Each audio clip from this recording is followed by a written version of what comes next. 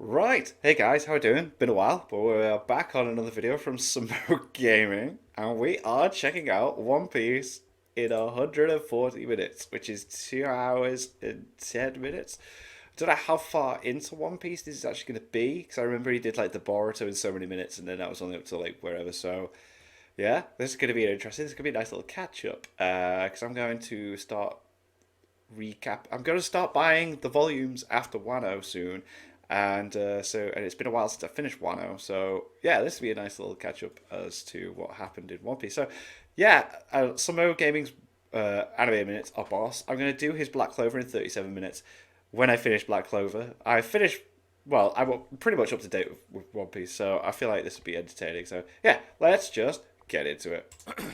Well, this shouldn't take that long, right? Well, anyways, to start off this rather short series, One Piece, we got this one barrel in the water on which some pirates pull it up, believing it's some booze. However, just Oh, I just want to point out as well that I'm manga only, so there might be some bits in this that I'm a bit like, what? Because like if he starts going over the G8 thing and stuff, I only know because of totally not Mark's review. But anyway, as they pull the barrel up, their ship gets attacked by the Alvida pirates, led by the pirate Alvida. Obviously. On her ship, she has this one character named Kobe, who's a relevant character, but not at the same time. The Alvida pirates then proceed to invade the ship they attacked, on which Kobe happens to find the barrel mentioned earlier, which spawns our main character, Monkey D. Luffy. Luffy then gives a speech to Kobe, telling him how he's going to become the king of the pirates, which honestly, you know what? I kind of believe him. I reckon so too, and I love what happens to Kobe as well. Like we only see him for like so much, and then when he comes back, it's like yo. But seeing Luffy's ambition, this gives Kobe the courage to rebel against Alvida, who's holding him against his own will as her little chore boy. Here's when Alvida pulls up on Luffy, challenging him, also asking him about the whereabouts of the pirate hunter Zoro, which I don't think he knows anything about. Here's when Kobe not at the moment. It's time to shine, giving Alvida a piece of his mind, telling her that he'll one day become a marine and arrest her. But Luffy is like, fuck all that, and proceeds to clap her with his iconic gum Get gum out no the way. pistol, or gum gum no pistol for those non-weebs. And you see, the reason why Luffy has this superhuman Devil ability is through the fruits. consumption of a devil fruit, which if you don't know what a devil fruit is, there's pretty much a variety of these uncommon fruits in the One Piece world, which grants the consumer a very specific power at the cost of losing their motor skills in water. And the fruit that Luffy happened to consume is called the gum gum fruit, which gives his body rubber-like properties. But now going back to the story, oh my god, we got the Marines pulling up. Oh my god. Luffy escapes with Kobe, and as they're dropping by, there's an orange-haired girl that happens to be in the background, and who knows if she's an important character. But of course, Luffy and Kobe sail off without even batting an eye, because we don't need a female main character just yet. Not yet, but soon. And so moving forward, on the little ship ride, Luffy goes over his goals in life, talking about getting this one treasure called the One Piece. And wait a sec. Isn't that the title of the anime? Oh my god! He talks about getting the One Piece and searching the Grand Line for it. The subject of recruiting crewmates pops up, and the first person that comes to mind is Zoro, as previously mentioned by Alvida earlier. And after asking Kobe about his probable whereabouts, Kobe tells him that Zoro is being held at a marine base, and that he's very scary. But with Kobe's guidance, they then fast travel all the way to Shellstown, where the marine base is located, and upon their arrival, they look over the gate and see Zoro and this one girl giving him jelly donuts. But unfortunately, she couldn't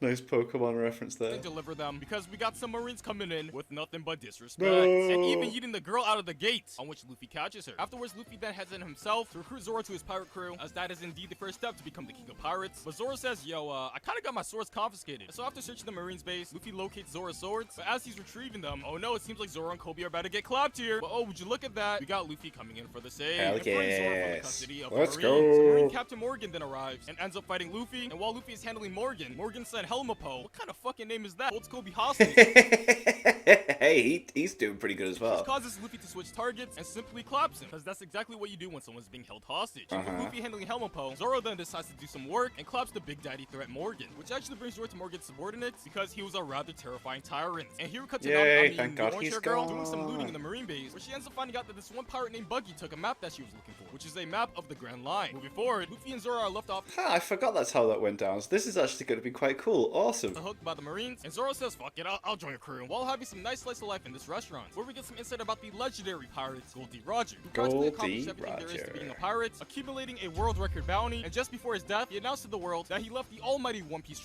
In One Piece. treasure at the Grand Line, which pretty much made the whole place a war zone for pirates. Afterwards, we are then rudely interrupted by some Marines, thanking Luffy and Zoro for defeating Morgan. However, with them being pirates, they politely kick them out of Shellstown. And so Luffy and Zoro take their things and go, leaving Kobe behind because he has other plans, which is to join the Marines, on which he gets recruited immediately. And so as Luffy and Zoro sail off, they say their goodbyes to Kobe and Wow, it's that short with Kobe, in it? Jesus. the Marines, and wow, I don't know where we're going next. But on their ship ride to their next destination, Luffy and Zoro exchange backstories with each Grand other, Zoro telling Line. Luffy that he's searching the seas for a certain man and had no other choice but to target pirate ships to make a living, which inadvertently gave him the reputation of being a bounty hunter. And Luffy tells his backstory on how he made a promise to a man named Shanks a long while back to become the king of pirates, slapping us with a juicy backstory flashback of Luffy's childhood with Shanks, where we get to see the lore of Luffy snacking on the gum gum fruit, gaining his very iconic ability by accident. And moving forward in the flashback, we then have Luffy getting bullied by some thugs, where Shanks pulls up on them and flexes his power level on them real quick. And while Shanks is distracted with handling them, Luffy ends up getting taken to the middle of the sea and yeeted into the water. No. With him consuming a devil fruit. I don't think our main character is gonna make it out of this alive.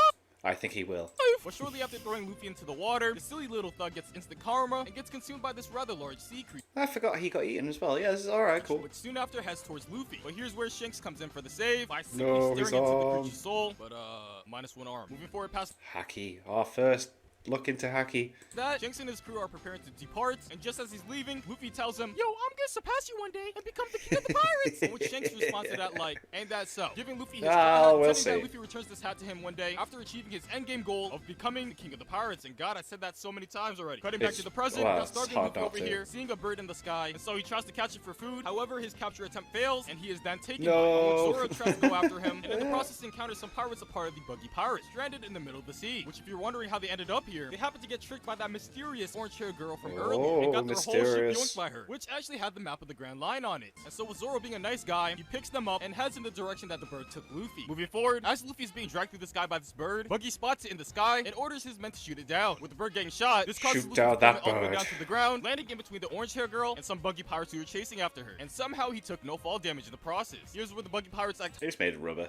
hostile towards him, which was a rather silly mistake for them because Luffy simply claps them with ease. The orange-haired girl, impressed with Luffy's power, introduces herself as Nami, and what? Her name was Nami this whole entire time? And Nami then requests that they team up, on which Luffy is like, "Nah, I'm good," walking off and shortly collapsing afterwards from hunger. Nami then offers to buy him a meal to take advantage of this opportunity, and Luffy's like, "I bet." Meanwhile, over at Buggy's corner, he is quite the salty fella right now, due to the fact that his men were unable to capture Nami, who stole their map. But anyways, now cutting back to our main characters, while Luffy and Nami are having a nice conversation, we learn about Nami's goals to get that bread, with the ultimate goal to accumulate 100 million berries, which is the currency in the series, by the way. She then pulls up the map that she stole from Buggy, elaborating that she's planning on using it to widen her opportunities to achieve this goal. And in the process, Luffy learns that she's a skilled navigator, which is kind of something that's important when you sail the seas. Yes, maybe necessary for the crew. Luffy then takes back what he said earlier and invites her to join his pirate crew. However, she swiftly declines because apparently Nami hates pirates. And Oh, shock horror. it's the reason why she only steals from them specifically. So in a way, it's ethical stealing, right? Luffy over here not giving a care in the world is like, "Yo, this bread fucking slaps!" Which as Luffy's enjoying his meal, Nami looks out the window and sees that the Buggy Pirates are still searching for her. On which she then tries to negotiate with Luffy, telling him if he cooperates and head to the Buggy Pirates with her, she'll consider joining his crew. And in the process ties him up. Luffy's like, "Nothing sus about this," and follows through. And upon being brought to Buggy, Nami turns him in, rimming him as her boss and returning the map to Buggy to gain his trust. And it seems her little scheme here works because Buggy accepts her into his crew, locking Luffy up in this cage, ordering Nami to light the cannon to shoot him with one of his balls as a nice little loyalty test. And all she gotta do is light the cannon. How hard can it be? However, with her taking too long, one of the other Buggy Pirates grab the matches, on which Nami breaks her facade and knocks him out. But somehow in the process, the cannon still gets I lit, can't which do used with her bad bare hands, things. he puts out the cannon's fuse, which I think that kind of hurt. But with Nami resisting Buggy's gonna orders, burn. he then sends out his minions to take care of her. And just as it looks like she's about to get rolled Zoro! to, Zoro comes in shonen fashion for the save. Buggy himself then pulls up on Zoro like, "Yo, let me take you out so I can increase my clout real quick." Because you know, with Zoro being a well-known bounty hunter and all, on which we then have a very epic battle between them, where Zoro manages to slice him up a bit, but oh shit, it seems Zoro takes one to the torso. And apparently Buggy is capable of splitting up his body into individual pieces and able to move them around freely due to consuming the Chop Chop Devil Fruit, which I feel like these Devil Fruit names are very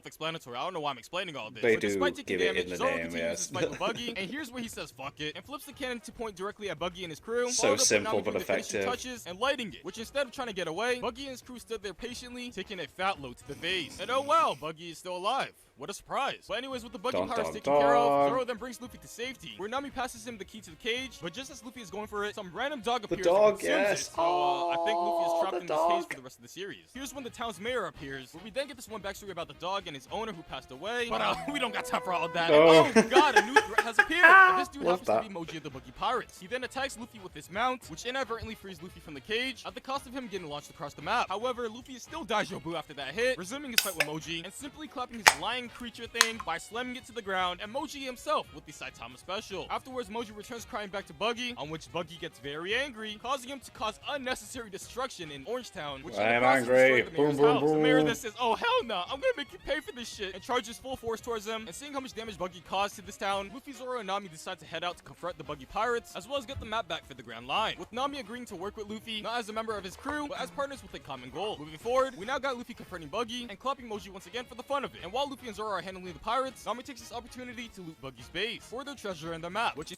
That's what she's all about. That's what she's all about. Stick to your guns, girl. seems like her heist was pretty successful, and now it looks like Luffy and Buggy are having a nice 1v1, with Buggy earning a death sentence for himself by putting no respect on the Well, hat. straw hat, Apparently, the man. reason why he did this is Whoa. because he has some form of beef with Shanks, which we then get slapped with this one juicy flashback with Buggy and Shanks as buddies, and Buggy, being the little rat that he is, forms a little cheeky plot to steal and sell the crew's chop fruit that they had in their possession. But Shanks screws him over. However, his plan quickly fails when Shanks jump scares him into swallowing the fruit whole. And goddamn, what that throat do! But yeah, that's pretty much the Yeah, reason that's why a Buggy big holds a grudge fruit. against Shanks. And now cutting back to the present, Buggy notices Nami over at a distance with his treasure, and so he goes for her. But Luffy says no, no, no, hitting him with a juicy blow. And here's when Nami does a No, bounce no, no, back with a in juicy place blow. and ties Buggy's detached limbs together, rendering them all useless. And with his inability to fight, Luffy simply launches Buggy's head to the moon, and I guess the Buggy Pirates are Bye. now all defeated here. However, shortly after their victory, I think they're gonna make an appearance. the residents of Orangetown all pull up on them all hostile and shit, because it seems they're racist against pirates, and so they all then just make a run for it, Run treating away. the island with the treasure and the map, and as they sail off, the mayor waves them off, thanking them for saving the town from the Aw. Buggy Pirates. Moving forward, Nami tells them that she's gonna navigate them towards an island in hopes of getting a real big boy ship for them to all sail on. big As boy they travel ship. there, Luffy discusses recruiting more members to his crew. Wow, it was this. They actually went this long without the Mary. Wow. Saying that they'll need a cook and a musician, and is this foreshadow? I don't know. But upon arriving at Gecko Island, they are then approached by this one Pinocchio-looking ass fella, Usopp. introducing himself as Usopp. It was the Merry-Go, wasn't it, first? And then it was Thousand Sunny. Yeah, it's Merry-Go, then Thousand Stating Sunny. that he's Yeah, the great leader of a pirate crew ruling over this island. Nami quickly calls his bluff, and Luffy follows up with telling Usopp that he knows his dad Yasopp, which has Usopp responding like, bro, I'm dead. They then all head to Syrup yeah, Village 'cause he's and have part a of nice Shanks' crew, isn't he? meal together, where Luffy discusses his past with Usopp's dad, who was a part of Shanks' crew. And here's where Nami asks if there's anyone in this village who knows how to sail a ship, on which Zoro mentions that he saw a mansion at the top of the hill of this island. And Nami's like, wait, they could be rich. They can get us a ship. But with Let's get some money. hearing the mansion getting mentioned, Usopp then spazzes out and dips, and we then cut to this one girl named Kaya, who lives in the mansion, but is unfortunately bedridden and lost both of her parents, leaving her in her butler's care. And her butler right here is very vigilant on having her not see Usopp, And very as he is known to be the village's biggest evil. troll. But that doesn't stop him from seeing her, where from time to time he'll sneak up this tree to tell her some very silly stories, which makes her haha. And while he's telling her stories, Aw. Luffy, Nami, and Zoro happen to drop by the mansion after being led by these kids, who told them that Usopp is probably here. And by the way, these kids are Usopp's subordinates in his little crew. He's And, got a you know, lip to and with the Captain mansion's Crew. gates being closed, Luffy's like, why don't we just go over it? Let's and pulls them climb. all past the gates, where Luffy asks Kaya directly for a ship. But oh god, here comes Kaya's butler, calling Usopp's dad a filthy pirate. Oh. Oh nah. You already know Nah. Usopp wasn't just gonna sit there and take that, and walks up to him like, you can't talk about Papa like that. The butler then responds to that, telling him, like father, like son. Shortly after kicking out all the intruders, like a civil man. Moving forward, Luffy then has to Usopp to have a nice little chat with him, and as they're conversating, they end up seeing the butler from earlier, talking to this one dude named Django, who's a hypnotist, and here And is also Michael Jackson. we learn that the butler is actually a notorious pirate named Captain Kuro, who managed to fake his death 3 years ago. And as Luffy and Usopp eavesdrop their conversation, they discover their plans to raid the village and kill Kaya to inherit her fortune, by having Django hypnotize her beforehand into writing her will. But Luffy gets up, self-reporting his position, telling them that ain't happening. On which Django attempts to use his bro. hypnosis to knock out Luffy, and oh wow, it worked. Which now leaves Usopp as the last man standing. Usopp then retreats back to the village to warn them about the pirates gonna invade. However, they don't believe him Because it's the whole, was it Boy Cried Wolf scenario? because he's a known troll and did this many Yeah. times before. And with no one listening to him, Usopp then heads to Kaya to warn her that she's the target and attempts to drag her to safety, but Kaya pulls the classic Will Smith, following up with telling him that he's nothing Oh, damn. but pathetic, resulting in poor old Classic Usopp running Will away and crying. Smith. Jump cutting to the nighttime, we then got Luffy and all of them around Usopp, who is still crying. Here they reassure him that they'll assist in stopping Kuro's attack on the I'm loving the color of the moon, by the way. Is that actually in the anime? That's cool. village, and this is where Usopp realizes that Kuro's forces are actually approaching on the other side of the island, on the opposite shore. And so he rushes towards there, with Nami accompanying Here him. we However, it seems those two go. weren't enough manpower, and quickly get overwhelmed. But soon after, we got Luffy and Zoro rolling in, and clapping all the threats. And while all that is happening, we now cut over to Kuro over here, who's in the mansion like, it's go time, and slashes the other butler working in the mansion, No, not the goat butler. named Mary, with his budget Wolverine claws, and makes his way over to the scene where the Straw Hats are. Moving forward, Kaya finds Mary injured, and he informs her about Oh, he's called Mary, and he's like, alright, oh wow, I've got a lot of stuff. Kuro's doings. This is when she takes the moment to think, maybe I should have listened to Usopp, huh? Leaving the mansion to, I don't know, handle Kuro somehow. Moving forward, we now got Kuro pulling up to the scene and having this very intense stare down with Luffy, acting as if he's a whole ass boss battle, and here's where Kaya Ain't arrives, happening. nearly getting rolled by Kuro. However, Usopp jumps in for the save and orders his underlings to bring Kaya to safety. But unfortunately for them, they end up getting tailed by Django, which following that, Luffy then proceeds to sucker punch Kuro across the map, which has Kuro getting up with some crazy ass posture. And so while Luffy is handling Kuro, we got Nami over here planning to loot Kuro's ship, and Zoro handling some mini threats before retreating with Usopp. So now bringing our attention back to Luffy's fight, we end up getting some very epic action, with Kuro taking out his own teammates for the fun of it. But upon more of this very epic action, Luffy hits him with a mean headbutt, which goddamn it knocks him out. Luffy then hits him back to his crewmates, telling them to take him and leave, and with their captain defeated, they pussy out and comply with Luffy's demand. Meanwhile, at Kaya's POV, she ends up getting caught by Django, and she agrees to right her will so that Django doesn't harm the kids. But before that happens, Zoro and Usopp manage to locate Kaya, coming in for the save, and ending Django's career with an explosive slingshot, which yeah, I think Django's dealt with here. Moving forward, with the invasion He's gonna come back. all taken care of, we then got Usopp giving an emotional speech to his crew of munchkins, telling them that he's disbanding the Usopp Pirates. Meanwhile, as Luffy, Zoro, and Nami are having a meal, we have Kaya coming to see them, thanking them for saving the village. Rest Also in telling them that she has peace. a ship with them, which is this beautiful, breedable, sexy-ass ship called the Going Merry. And The this ship Going was actually Merry. designed by Kaya's other butler, Mary, who somehow survived his Makes sense. Okay. injuries. This is when Usopp drops by, telling Kaya how he decided to become a pirate. On which Zoro's like, why don't you join us then, bitch? And Usopp's like, shit, let's get it. All So right, getting let's another member go. to the Yay! crew and a brand new ship. The Straw Hats then set sail, cutting to Kaya over here telling Mary that she's gonna become a doctor, which I'm sure she'll appear again later in the series. Maybe. Moving forward, as the Straw Hats are sailing the seas, they end up coming up with a final draft for their crew's logo. And just look at how immaculate it is. Here's when they enter a storm, where Nami says she's navigating them towards the legendary Treasure Island, which upon arriving on it, they end up getting surrounded by some very scary creatures and hear a voice telling them to leave, stating that he's the protective god of the island. However, Luffy manages to Oh, this was so weird. This was so weird. Like, what was the point in this? chase the dude in the bushes and corners him, which it turns out to be this Goomba named Gaimon, who's been stuck in this chest for 20 years. Gaimon then ends up telling his backstory about him and his crew, who landed on this island a long time ago, looking for some treasure, and as a result, they found nothing and dipped, leaving him behind, because in the process of searching, Gaimon ended up falling into this chest, getting stuck in it, after trying to climb this one mountain, which he says has treasure at the top. Nami then tells him that they'll get the treasure for him, on which Luffy heads up there, and There's nothing. upon further inspection, Luffy discovers that all 6 of the chests are all empty, which leaves Gaimon in tears. This is where Luffy tries I mean, he doesn't actually tell him though, does he?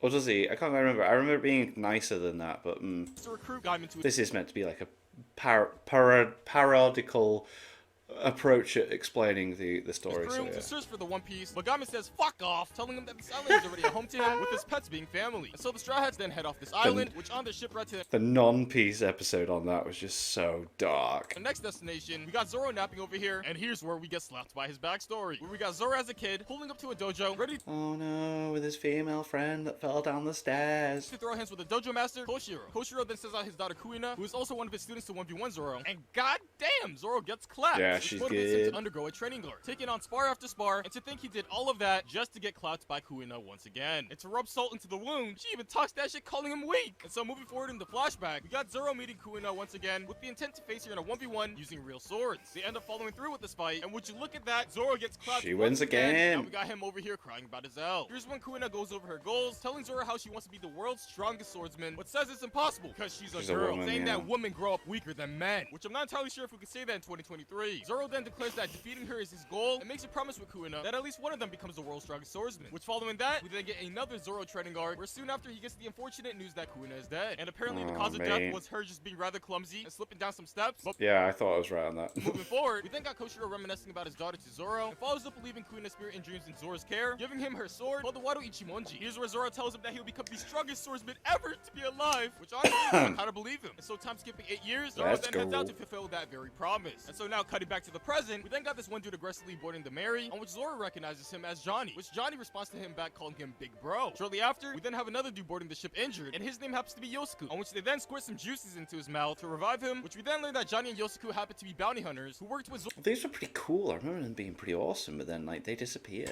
in the past as bounty hunting buddies. Luffy then asks them if they know a chef they can recruit to the crew, and Johnny tells him that he knows a place near the Grand Line where he can find someone, which brings them to this one portable restaurant posted in the middle of the sea Hell called yeah, Baratie. the Upon their arrival, Baratie. this one marine named Full Body pulls up right next to them, talking some shit to Johnny and Yosuke, making Johnny throw some bounties on the ground at the fit of rage, which has Nami gluing her eyes to one of them, which belongs to this one pirate named Arlong. Arlong, seemingly causing her some distress. Full Body then proceeds to Wonder where that's gonna go. fire at the Mary, on which Luffy simply deflects a cannonball, unintentionally redirecting it to the Baratie. With hitting the restaurant, Luffy is then brought to the principal's office, where he talks to the head chef of the ship, Zeph. Zeph then tells Luffy in order to pay for the damages, he'll have to work a year on the Baratie, unpaid to make it up. Meanwhile, the rest of the Straw Hats enter the restaurant and see some commotion going on between a chef named Sanji Sanji. Oh, mate, here we go. Sanji's back in the game. And Full Body, who was out here. When I say back, I mean he's in the game.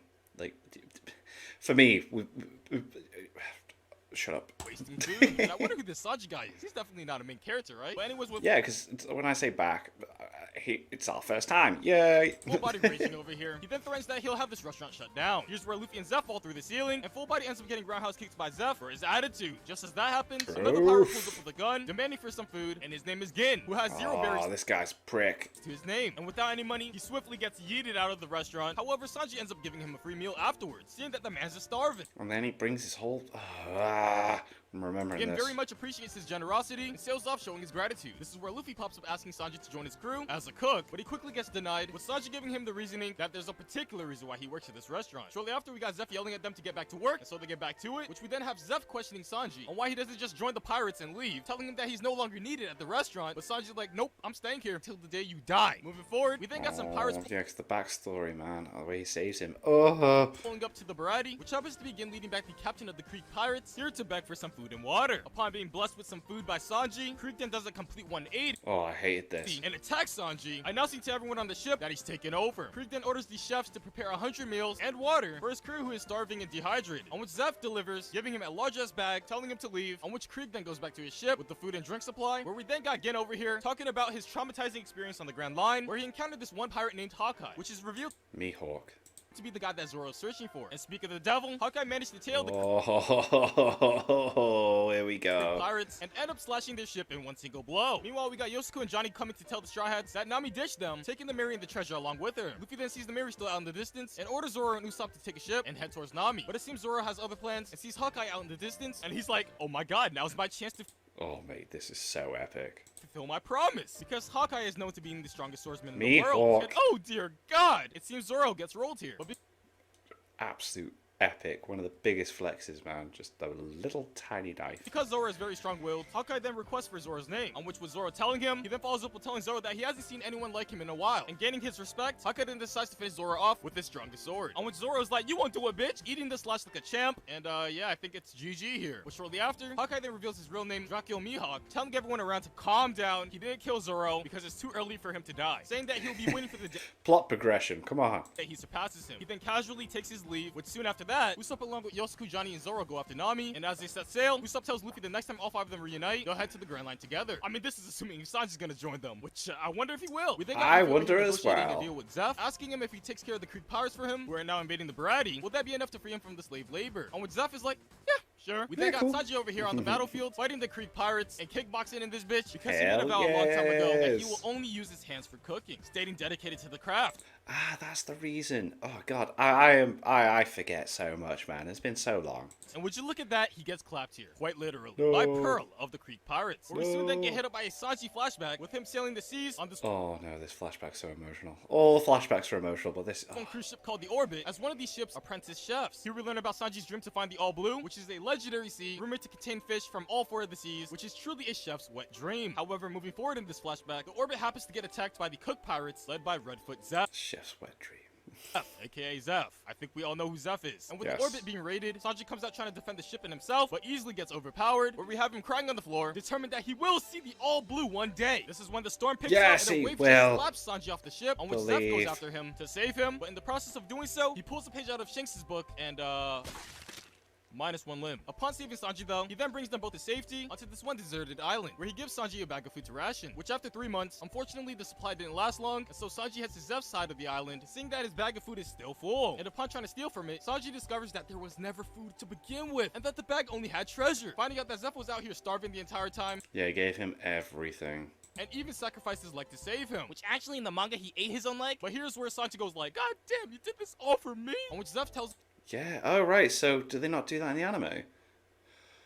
Oh. it's because he had the same dream as him, which is to see the All Blue All before Blue, collapsing. yeah. But luckily for them, it seems help comes around just in time. Now cutting back to the present, we then have Sanji over here very determined to repay Zeph for his kindness, and holds his ground to protect the restaurant. Here's where Pearl decides it's a good idea to charge both Luffy and Sanji, on which we then have Gin coming in for the save, turning against his crew. Because he now feels deep regret in bringing the Creek Pirates over here, after yeah, he Sanji should, saved you him with the free prick. Lunchable. Krieg, angered by his betrayal, retires his role as a spectator, and joins the fight shooting some poisonous gas. However, with Luffy going clutch mode, he manages to yoink some gas masks gas for him and Sanji, with Gin sacrificing himself to deliver it to Sanji. And with the poisonous gas quickly clearing up, Luffy takes his opportunity to simply clap Krieg, swiftly defeating him. Gin then gets up somehow unfazed by the poison, picks up Krieg and prepares to head out with his crew. The chefs of the Baratie then provide them a very spacious ship to leave, and there they go. So much space. Oh, following that, we then got Yosaku returning to the Baratie via Shark, notifying Luffy that they marked the general location where Nami is. Moving forward, Zeph then insists that Luffy goes on ahead with Sanji and take him to the Grand Line with him, as that is also a necessary step for him to reach his dreams. And with Sanji overhearing this conversation, this has him in deep contemplation.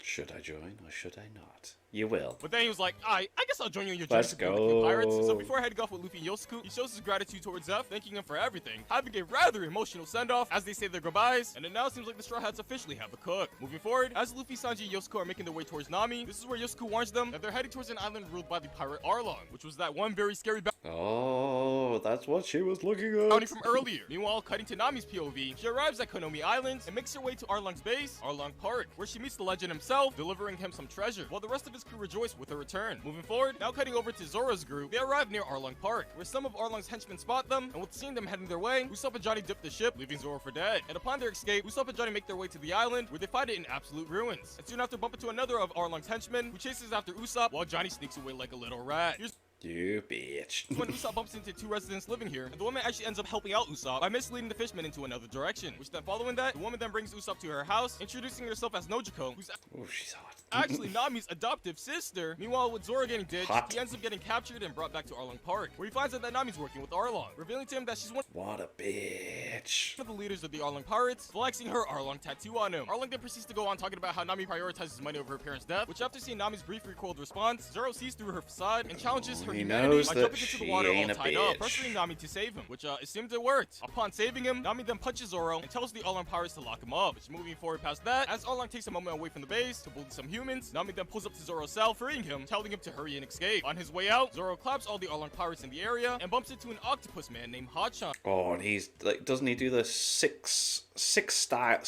sword style? And despite him being a part of the Arlong Pirates, he guides him in the direction where Usopp is. Moving forward, Nami meets up with Nojiko talking about how money will fix everything, revealing her deal with Arlong, which is to pay him 100 million berries to buy the village from him. And speaking of Arlong, he I mean, money would be very important if that's the goal. happens to return to his base, where he finds all of his men injured, and one of them snitches that Zoro did this to them. Soon after, Usopp What a comes in getting bastard. captured, and he gets interrogated about his association with Zoro, which then leads into the topic of Nami, who's been acting quite sussy as of recent. And Very we start getting a sus. suspicion if she's working with Zoro and all of them. Here's where I like that they threw the Among Us music in Nami this pulls class. up like, cut this shit out, telling them, look at my tattoo! It's proof, bro! And Arlong is like, you're right, we've known each other for 8 years now. And here's where Usopp gets up squealing about Nami's betrayal, which has Nami pulling out the shank and stabbing him. And is that nut? Before pushing That was a brilliant moment. Like, him into the water to drown. Moving forward, Luffy's squad manages to fly their way all the way into Konomi Island, coincidentally crashing where Zoro is. This is where Johnny pulls up, notifying everyone that Nami has killed Usopp. And speaking of the devil, we got Nami pulling up shortly after, attempting to burn bridges with them. But it seems like her efforts weren't strong enough, and so she rage quits, running away, which soon after Usopp reunites with his crew. And apparently he's alive, because Nami actually took one for the team and stabbed her own hand in order to create the blood effect To make it before alive, having Usopp yeah. fall in the body of water. And here's when Nojiko arrives, telling the Straw Hats there's absolutely nothing they could do to stop Arlong, but Luffy's like, nah, I'm good, and walks past her. And with the main character leaving, Nojiko then goes on to explain her backstory with Nami and their adoptive mother Belmir, going on how Belmir was once a marine, and she went through this whole ass war with some pirates, with a whole lot of death and destruction, with this one village getting absolutely destroyed. But within the rubble, she ends up finding these two girls roaming around deserted, who happen to be Nojiko and Nami. And with being a good Samaritan, she then takes the two in, taking them back to Kokoyashi village, where she settles down and raises them as her own, and being the very supportive motherly figure they always needed, which we then learn here about Nami's dream to draw a complete world map, which in order to do so, she intends to travel all over the world and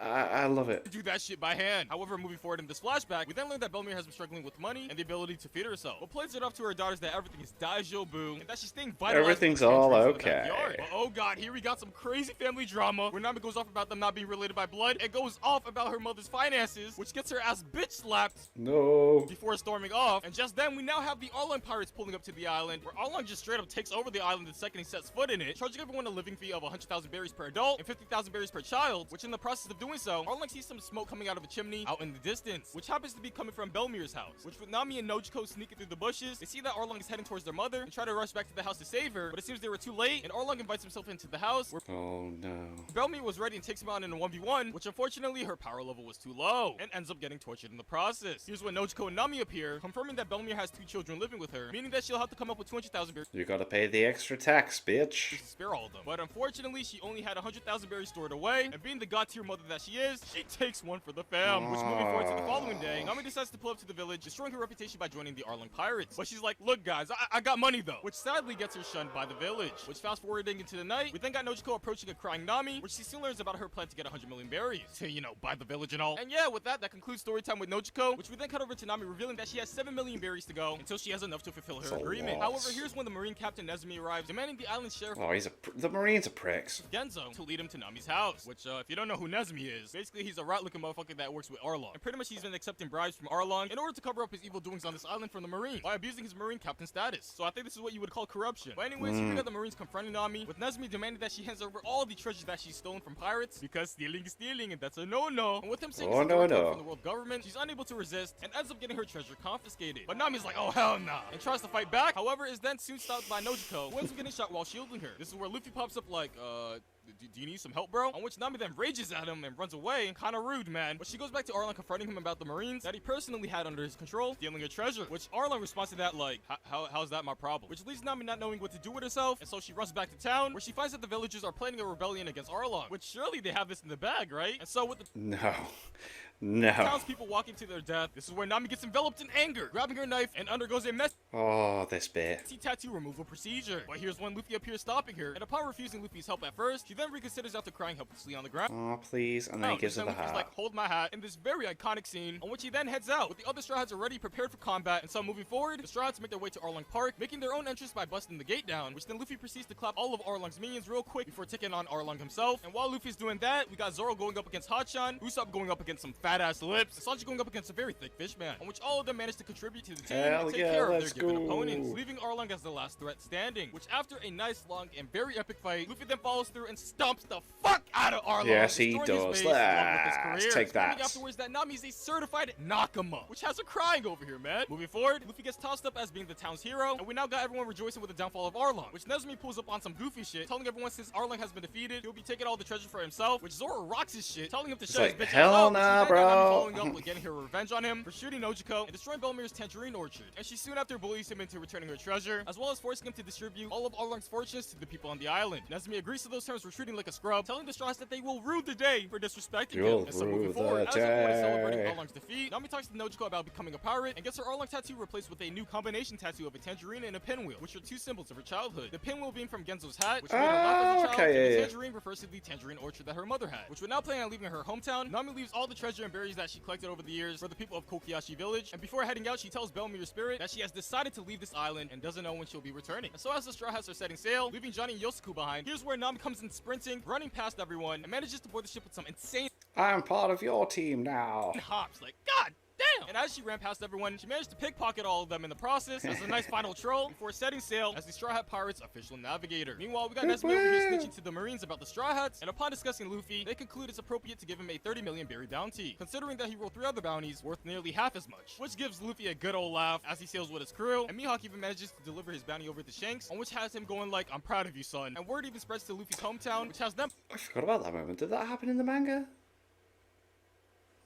pogging about his progression Probably of did. the pirates. But anyways, now moving forward, we got Nami navigating them towards the famous city of Loguetown, which is known to being the legendary location where the King of Pirates, Goldie Roger, was born and executed, on which Luffy's like, alright, sick, let's go. Meanwhile, Let's as the Straw Hats are making their go. way to Loguetown, we then cut over across the world to Buggy, forming an alliance with Alvida, with their mutual goal to take out Luffy. And yes, this is Alvida. And so moving forward once again, we got a Straw Yeah, because she didn't she eat like a devil fruit that changed? Hats arriving at Loguetown, where Luffy decides to head out on his own to check out the execution platform on which Goldie Roger was executed on which while Luffy is busy with that, the other Straw Hats disperse into the city as well to fulfill their little slice of life arc. Moving forward, one of the Marine captains posted in Loguetown named Smoker gets notified that Luffy has arrived. Oh mate, Smoker's so cool. I love him. He's so sick. So he heads out to do his Marine duties. Meanwhile, we got Zoro over here pulling up to this one sword shop, looking to purchase 2 other swords to complete his set. But here's when he bumps into this one Marine named Tashigi, who reminds him of his childhood rival, Kuin. Yeah. Upon meeting her, she seems to be a sword enthusiast, But she is Smoker's right-hand lady. and assists Zoro into purchasing his swords, which he happens to acquire the Sundai Kitetsu and the Yubashiri. Moving forward, we now got Luffy making his way to the execution platform, which we then get this one backstory with Goldie Roger getting executed, and him challenging the world to find the One Piece treasure, igniting the Great Pirate Era. Luffy then stands where Goldie Roger was once executed, and is like, wowzers, this is pretty cool. But What a view. here's when he's then approached by the Buggy Pirates, Alvida, and the Marines, getting surrounded by them, which it seems Luffy gets pinned down here, and oh god, is he gonna get executed by Buggy? Oh, false alarm. I really don't think so. Because it seems Luffy wins the lottery here and gets freed by getting struck by lightning. And with that said, Zoro and Sanji then make their appearance, retreating with Luffy. Which as they are retreating, they happen to bump into Tashigi, who goes like, wait a sec, you were rowing Zoro this entire time? They're testing him for being a pirate, on which Zoro goes on ahead and takes her on, allowing Sanji and Luffy to move forward. And of course, with Zoro being Zoro, he dominates her with ease, but doesn't quite finish her off. Because he can't, can he? Going like, we done here, before walking off. This, however, gets under Tashigi's skin, and she's like, it's cause I'm a woman, right? Going off how she wished she was born as a male.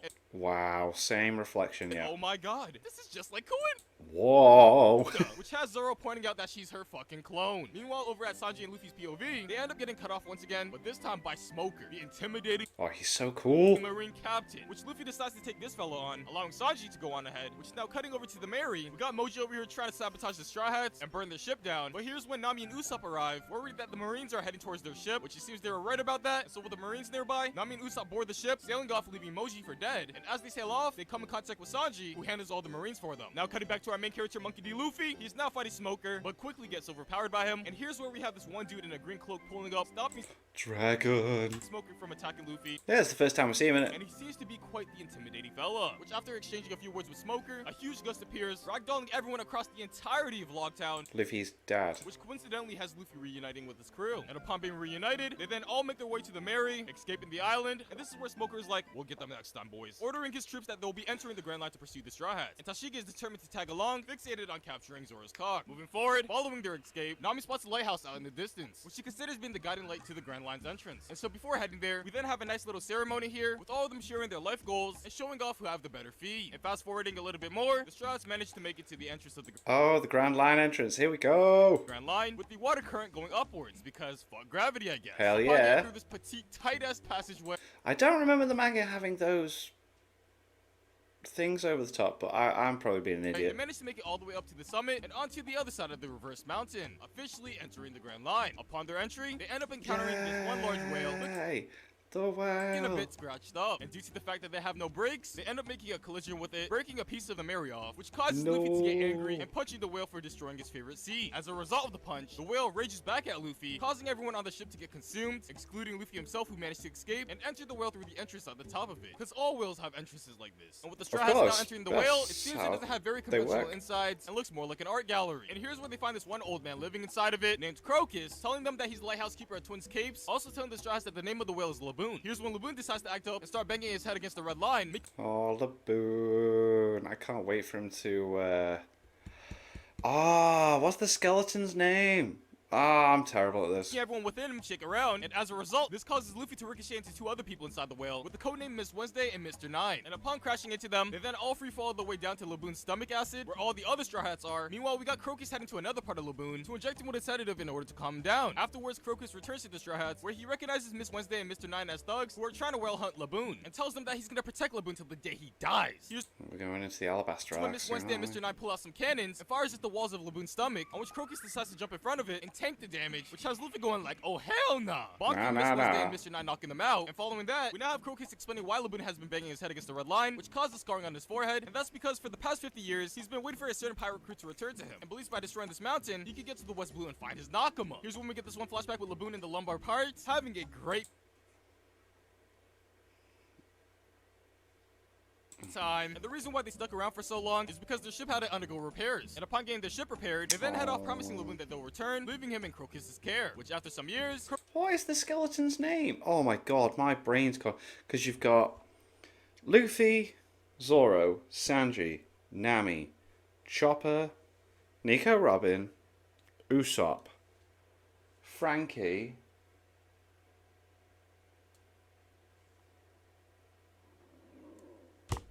I can't remember his name. Crocus tells Laboon, bro, your crew is gone. I think it's time to move on, which has Laboon going through some denial. And so moving forward, Crocus then frees the Straw Hats from Laboon's stomach, opening the gates for them. And what kind of surgery did this whale go through? But anyways, upon exiting the whale, here's where Luffy decides to have a wrestling match with Laboon, which ends in a draw. And here's where Luffy tells Laboon that even though his homies are dead, he'll be the one to personally come back to see him again as rivals, so they can face off again, which has Laboon rather moved. Moving forward, Crocus warns the Straw Hats about the Grand Line, informing Nami that they'll need a log post to navigate around it, because apparently normal compasses don't work here, due to each island having a unique map. Oh yeah. yeah, the direction and navigation and all that. Magnetic fields. Crocus then follows up with telling her that the log post is a special type of compass that has the ability to record these magnetic fields and will always point in the direction of the next nearest island. And upon arriving at said island, it must remain on it for a certain period of time before moving on to the next, because these log posts do take their time to update and adjust. I swear they just need better internet or some shit. But anyways, Crocus then goes on explaining at the end of all of it, after following the log posts all the way through to the end, the final point of the Grand Line is this one island called Laugh-Tail, or Raftel. Why is Japanese so hard to translate? The only person who confirmed its existence is of course none other than the King of Pirates, Goldie Roger, because that man just fucking accomplished everything. And it's rumored that the One Piece has been left on that island. Soon after Crocus explaining all of that, here's where Luffy manages to pick up a log post from their ship, which was actually left behind by Miss Wednesday and Mr. Nine, who left it behind by accident when they snuck away. And the log post, unfortunately, I hope this covers Thriller Bark, because that's where we meet. What is this? Oh, it's winding me up. didn't last long, with Sanji and Luffy breaking it. I'm hoping I remember the name before I get told. In their little silly fight. But luckily for them, Crocus comes in clutch and gives them his, thanking them for helping Laboon. And here's when Miss Wednesday and Mr. Nine return, begging on their knees to bring them back to Whiskey Peak, which is where they're from, giving them the reasoning that their ship is busted and they can't get back. Luffy just says, fuck it, let's trust these randoms and bring them to Whiskey Peak. Yeah, sure, so why they not? head off saying their goodbyes to Crocus and Laboon. Moving forward, the Straw Hats manage to make their way to Whiskey Peak, and as they're approaching it, Miss Wednesday and Mr. Nine decide to disembark early, hopping into the water and swimming away. And so now entering the island, they are greeted by the people on it and get welcomed by the Mayor Igaram, which then following their welcome, they then get a very fun party thrown for them, which results in the Straw Hats getting wasted and passing out. And following that night, Igaram, Miss Wednesday, Mr. Nine, and Miss Monday, who's built like a whole ass joke. Yeah, that is a JoJo character and a half there, wow. Character meet up discussing a plot to rob the Straw Hats and turn Luffy in for his bounty, because you know they're out here struggling with that money. However, Zoro overhears them and figures that they're Oh, he ain't. Oh, this is epic. all bounty hunters working for Baroque Works, which is a criminal organization. Igaram then says, well, I guess you gotta die here, because you know our secret, and sends out his men to kill him. However, with Zoro being Zoro, you already know he claps these NPC threats with ease. Frankie. It's Frankie, isn't it? It's Frankie.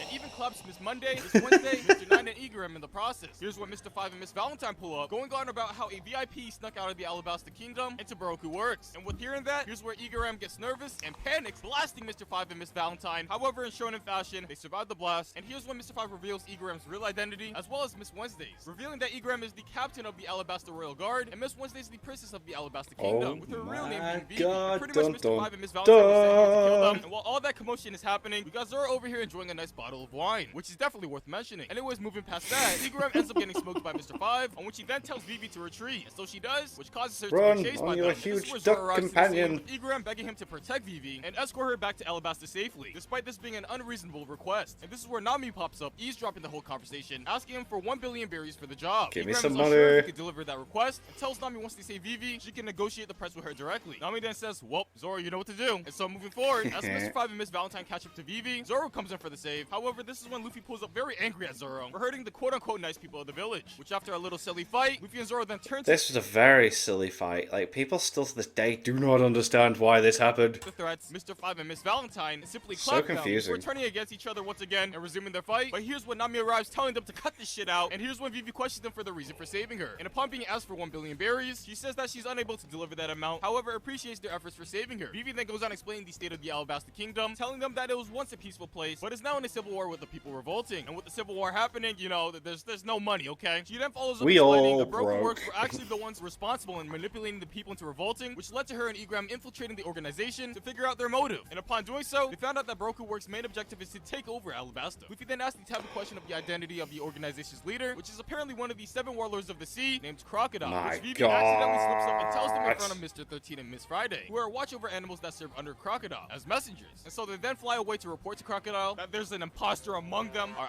I need to stop making references, bro. But yeah, with Mr. 13 and Miss Friday heading out, they also put the Straw Hats on a hit list as well for knowing this information. And so shortly after that, Igaram makes his appearance, telling them his plan to play as the decoy so they can retreat the island with Vivi. Also warning them about the dangers of Crocodile, who formerly had an 80 million berry bounty before becoming a warlord. Which, if you don't know what a warlord is, it's basically a legally authorized pirate who 7 works of them, closely isn't with the there? world government, pardoning them from their previous crimes and bounty. And there are a maximum of But they 7 have to warlords that can do coexist. And with Igaram telling them the stuff for the dangers, world Luffy is like, yo, government. this shit kind of sound fun, and is more than happy to to escort Vivi. Vivi then pulls out an internal pose, giving it to Igaram, and this one is directed to go straight to Alabasta. What separates the internal pose compared to the log pose is that an internal pose permanently remembers the magnetic field of one location. Goes to rather one than location. multiple, and will always point in the direction of the location saved on it. Igaram then sets sail, telling them that they will meet again at Alabasta, and oh shit, it seems he gets absolutely nuked. Oh no! Staring at this tragedy in disbelief. They then all rush towards the alternative escape route, dragging the other Straw Hats who are passed out along, and upon boarding... I just noticed, well, everyone grabs Usopp by the nose. Like, Arlong had him by the nose before. Like,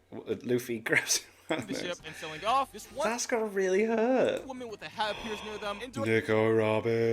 directly telling Vivi that she was the one who killed Igaram. Vivi recognizes her from Baroque Works, telling the Straws that she's Miss All Sunday and Crocodile's right-hand man, or woman. Miss All Sunday then passes an internal post to the Straw Hats, telling them that it's a nice cheeky shortcut to Alabasta, also stating that no one at Baroque Works knows of its existence. It should be a very safe route to travel through. Luffy says, "Fuck this shit," on which Miss All Sunday says, "Well, you're lost," before heading out on her turtle. And so moving forward, the He always Straws gets now rid arrive at of- the next island, Little Garden, where Luffy always gets rid of the shortcuts, so never wants to know spoilers. upon docking the ship, they all decide to split up, with Luffy heading out with Vivi, Zoro and Sanji going in their separate ways to face off who can catch the biggest prey, and Nami and Usopp stay on the ship on lookout duty. And as everyone is out here exploring the island, we then got this one big fella Oh, this is the bit with the giants. Oh, I love this. approaching the Mary, and it happens to be this giant named Brogy. This Out is of fear, boss. Usopp and Nami play dead, which leads Brogy bringing them back to his lair while cooking his next meal. Meanwhile, at Luffy and Vivi's POV, they meet up with another giant named Dory, where Dory explains his duel between Brogy that's been going on for about 100 years. I loved this story so much. With all 73,465 of their duels ending in a draw. And just as his story concludes, the island's volcano erupts, which is the signal for them to fight, and so the two giants then get at it, and it's revealed that both of them have a 100 million berry bounty to them, which members of Baroque Work are plotting to claim it, revealing that Mr. 5, Mr. 3, Miss Valentine, and Miss Golden Week are also on the island. Also revealing that they're after the Straw Hats and Vivi. Moving forward, the giants duel ends in a draw once again, with the 73,466th time, and as Dory's having a nice conversation with Luffy and Vivi, he goes for his drink, and that's when his alcohol blows up as he consumes it, and shifts the blame to Luffy and Vivi, who had nothing to do with it, and attacks them. Luffy then defends himself against Dory, clapping him, which soon after the volcano goes off once again, signaling the giants' next duel, and in the process of this volcanic eruption, Luffy ends up getting smothered by this rock, disabling him from moving for an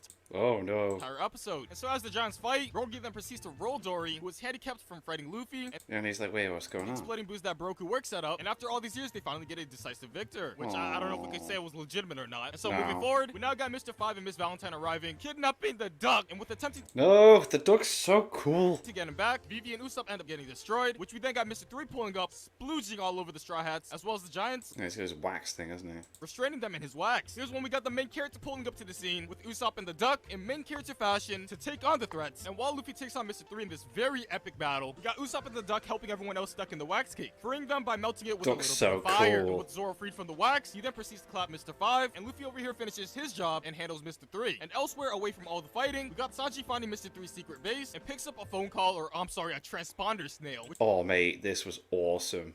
Like, oh my god, he's talking to the actual has leader. Big Daddy Crocodile on the line, asking for a progress report on the mission. Sanji then submits a false report telling him that the mission is complete in eliminating the Straw Hats and Vivi, which, believing that he's talking to Mr. 3, he believes this report, and following that report, Crocodile then tells Sanji that he has sent Mr. 13 and Miss Friday to deliver an internal post which leads to Alabasta, which Sanji goes on ahead and intercepts it, clubbing the two of them and gaining possession of it. Soon after hanging up, Crocodile then orders Miss All Sunday to send Mr. 2 to Little Garden and eliminate Mr. 3 on his way to Alabasta, because fuck him, I guess. Moving Yeah, why forward, not, It seems yeah. the Giants have squashed their beef after that one last duel, and here's when Sanji arrives, where the rest of the crew is, telling them that they are cleared from Crocodile's hit list, and that he managed to acquire an internal pose directed towards Alabasta, which has everyone feeling quite cheerful. And with that said, they then all set sail towards Alabasta, saying their Let's goodbyes to Baroque and go. Dory, and oh god, it seems they're about to be eaten by a massive island eater. But Oh my god. here's when the Giants come in for the save, and we have Yeah, a they help them out, don't they? And then boost them forwards, nice little destroying the standoff. Moving weapons. forward, on their way to Alabasta, Nami ends up catching some shit. I love the like how that comes back as well. Like I can't. Is it? It's not Water 7. Enies lobby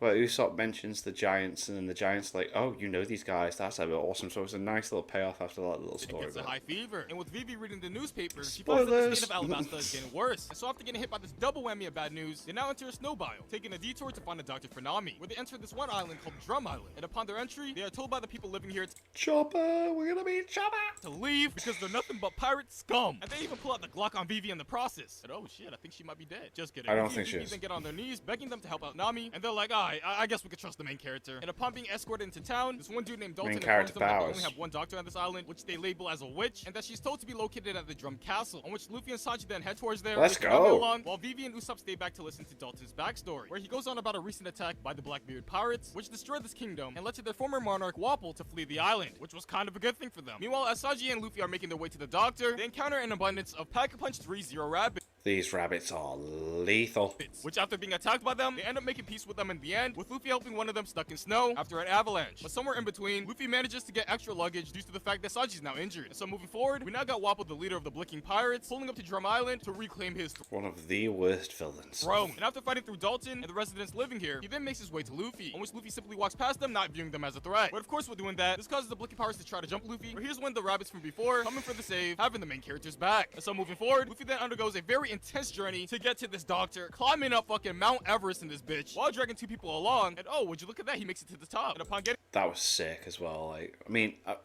again, I've not watched the anime. I've not watched the anime. Manga only. The manga seems to portray this stuff really freaking well. to the top, they then find their way into the castle, where Nami and Sanji get treated by the witch doctor herself, Kuroha, and her talking reindeer companion Chopper, who's afraid of humans. And be honest, is anyone trying to get this Grandessi right now? But here's where Kuroha informs Nami that she's been bitten by a bug called the Kestia, which was the reason for her high fever. Following her recovery, Nami then invites Chopper to her crew as their medic, but he's strictly against it due to the fact that he's a reindeer, and they don't fuck with us humans. However, Yeah, he's like, people don't trust me because I'm weird. Kuroha is But that's the whole point. It's like, I feel like the Straw Hat crew is the same as like the Black Bulls in Black Clover, you know, just accept anybody, don't matter.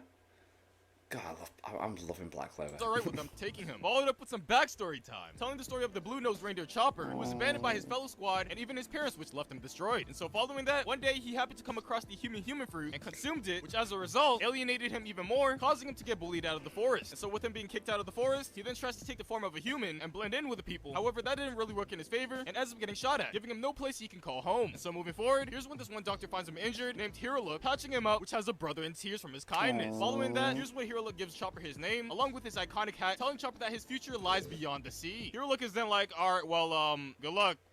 Bye. Telling Chopper to live life as he pleases. However, Chopper then begs him to stay with him and take him in, but despite this being a hard thing for Hirolook to do, he doubles down and points his gun at Chopper, telling him to get that ass gone, which brings him immense pain. However, the reason for him doing this is because he only has 10 days to live, as revealed in this conversation with Kuroha, which Chopper happens to eavesdrop. Hirolook then goes on to explain to Kuroha, in just 2 days he'll be able to complete his research that he's been working on for 30 years. Kinda how long it took me to make this video. And he goes on talking about how he's gonna make the I can imagine this took absolute ages. I looked at his uploads, like, thinking about how many videos in between. He hasn't uploaded in absolute ages, and I think it's because he's been working on this, so yeah. cherry blossoms bloom in this kingdom, which now cutting over to Chopper, with him overhearing that Hirolook is dying, he then recalls overhearing some people talking about this mushroom that can cure anything. And after doing some intense research, he then goes out on a search for this mushroom, fighting for dear life over here. Dear life, get it?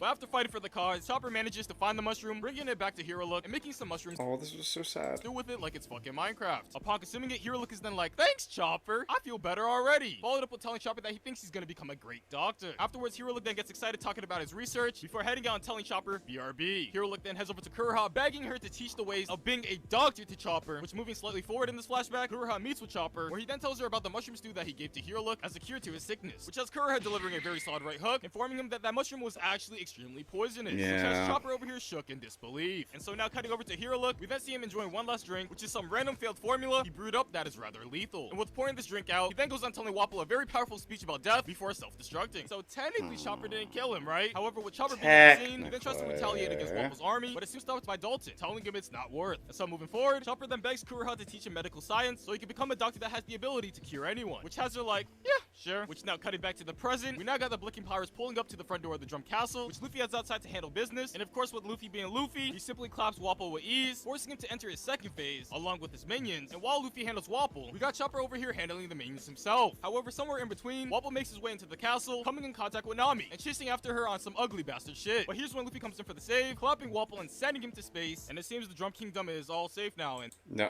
not at all, no. there's no more threats. The Blicking Pirates are gone. Hooray. And so moving forward, we now got everyone meeting up at Luffy's location, where we then have Luffy personally inviting Chopper to his crew as their healer. But because he's a reindeer and is still traumatized by his past, Chopper is unable to say yes, but Luffy is like, shut your bitch ass up and join. So Chopper ends up joining the Straw Pirates as their doctor, on which Chopper tells everyone to get on his sleigh, taking the straws through the sky. And here we got Kuroha look out in the distance. Oh, must have been nice to see. Smiling proud at her boy, and in the process of doing so, Kuroha then sets off a little something to send Chopper off, which is the very iconic cherry blossoms Enel once talked about, having it rain over the entirety of Drum Island, looking quite beautiful. And this is where we get the very symbolic and emotional scene for her and Chopper, and I swear something is off here, but I just can't put my finger on it. But anyways, we then have the Straw Hats sailing off with their newly recruited member Chopper, and while doing so, they then all celebrate, and now we're back on track to stop the Civil War in Alabaster. Oh yeah, let's get back to what we were actually doing. And purge the existence of Baroque works. On their journey there, they happen to encounter Mr. 2, who's isn't it Baroque works? That's how I pronounce it. Unaware of their identity, and pretty much befriends them on the spot, revealing his clone double free ability to them, which allows him to take form of any.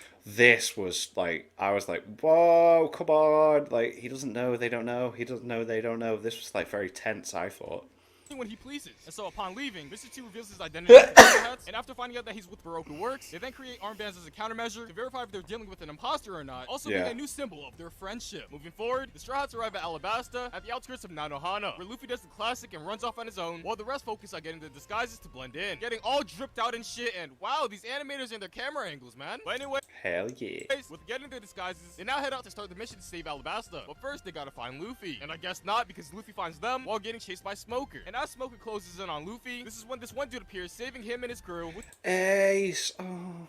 his sick fire abilities. And soon after saving the Straw Hats, it's revealed that this is Luffy's brother Ace, which after a brief reunion, Ace tells the Straw Hats that he'll hold off the Marines, allowing them to get away. And so with them retreating, they make it back to the Mary. However, Luffy somehow gets lost in the process. And as he's roaming around, he encounters Ace once again, and they do a little bit of tomfoolery here, having a nice little The anime has more to do with Ace, doesn't it? So I'm intrigued to see what happens in this. arm wrestle, and I swear something is off here, but I just can't put my finger on it. However, after all that, Luffy and Ace decide to catch up, where Ace explains his goal to help this one pirate named Whitebeard become the king of pirates, which Luffy's like, wait, I'm the main character. How can that even be possible? Which after a little bit of walking, Luffy spots his crew on the Mary and boards it along with Ace, where Ace then goes on explaining his objective to hunt.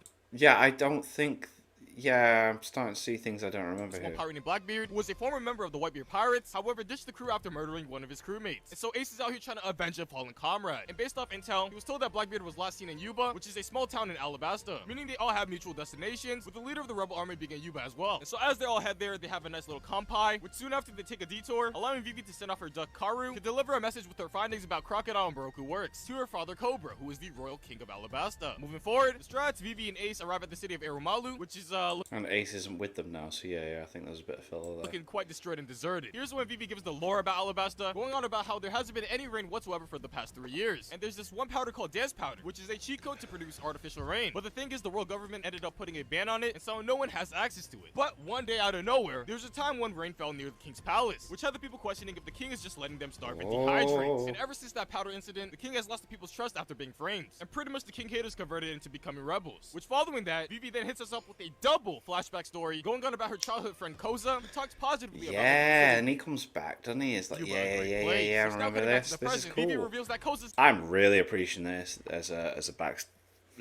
reminder. Actually the leader of the rebel army. What an insane turn of events. Which what Vivi wants to do is just sit down and talk to him and say, yo, stop rebelling. And so after traveling a bit, Ace is like, I gotta go, giving Luffy a piece of paper, telling him to hold on to it as that will be the key for them to meet up in the future. Moving forward, the Strats and Vivi now arrive at Yuba, which is...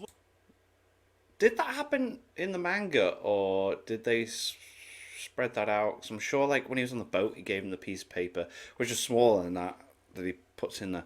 looking quite abandoned, just like every other place. I'm an idiot. Here they find this one old man named Toto, who recognizes Vivi from when she was just a child, telling her that he still believes in the king and that this rebellion is ridiculous. Toto then follows up by informing her that the rebel army has moved their base from Yuba to Katareya, also revealing their plans to settle things with the king once and for all with one final attack. Toto then pleads Vivi and the Strats to stop them before it's too late, and she's like, I got the main character with me, we should be good, before heading out. So, main character defense. on their journey to Katareya, Luffy then stops and sits down like, nah, this ain't it, telling everyone why waste their time with the rebelling people when they could just defeat the final boss Crocodile, who is the root to all the problems. Go straight for the head. Have no casualties, some weak sauce, saying that people die all the time is normal. Upon saying this, Vivi gets very angry, slapping Luffy as a result, which Luffy answers back not discriminating, showing that these hands are E for everyone. No discrimination. Followed up with a powerful speech, which converts Vivi's mind right then and there. And so following that, Luffy then gets up like, yo, where's Crocodile at? Meanwhile, over at a very secret meeting, at a very secret place, we got the Baroque Works agents meeting up with their boss Crocodile, seeing his face reveal for the first time, where Crocodile discusses his final operation, Operation Utopia, which is pretty much to kill the king, take his throne, and acquire this ancient weapon called the Pluton. And so upon giving each individual agent an individual task, here's when Which starts setting up so much for the story. Mr. 3 sneaks his way into the secret underground room, telling them to hold off the operation, notifying them that the Straw Hats and Vivi have escaped Little Garden. Crocodile's then like, wait, what? That wasn't you on the phone? Coming to the realization that now that the Straw Hats know his identity, I talked to somebody else. they will most likely interfere with his plan. Crocodile then ends up sending Mr. 3 to the gulag, where he feeds him to his pet crocodiles. And wait a sec, isn't that his name? But then again, I could be wrong here, and these are alligators. I actually don't know the fucking difference.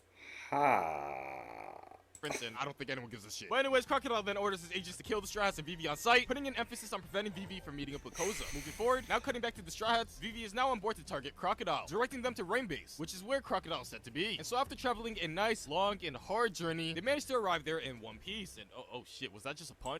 Whoa, what a reference. However, with their arrival, they end up getting spotted by some Marines and chased by them. And would you look at that, they encounter Smoker and Tashigi once again. Hell yes. And so on their chase, Vivi points them towards Crocodile's casino, telling them that's where Crocodile's base is at. And upon splitting up, Luffy, Nami, Usopp, and Zoro get chased into the casino by Smoker, while the others head to different parts of Rain Base. And so upon entering the casino, they all end up running into the quote-unquote VIP room and falling through a trap door into a cheeky little cell, where they are then greeted by It was such an obvious trap, but never mind, it just adds to the comedy. Crocodile. And so while Luffy's squad is stuck in the cell, elsewhere Vivi encounters Miss All Sunday, who was sent by Crocodile after being Nico, Robin, you babe. notified about the Straw Hats and Vivi's entry into Rain Base. And so this is where Vivi gets absolutely rolled here, but soon after we got Pelly trying to come in for the save. However, I don't think things really worked out in his favor and gets clocked by Miss All Sunday with her ability to produce limbs out of thin air. And by the Such an OP ability that she has as well. way, Pelly is one of the 2 head guards of the Alabaster royal family with the ability to transform into a falcon. Pretty cool stuff. And It's oh pretty shit, there cool. goes Pelly's spine. And so Never upon defeating her mind. little bodyguard, Miss All Sunday then brings Vivi back to Crocodile. And this is where Vivi tells Crocodile that he needs to die now. But unfortunately, he Whoa. gets overpowered and forced to sit down. Here's when Crocodile then goes on explaining Operation Utopia to the Straw Hats and Vivi, which Luffy says, yeah,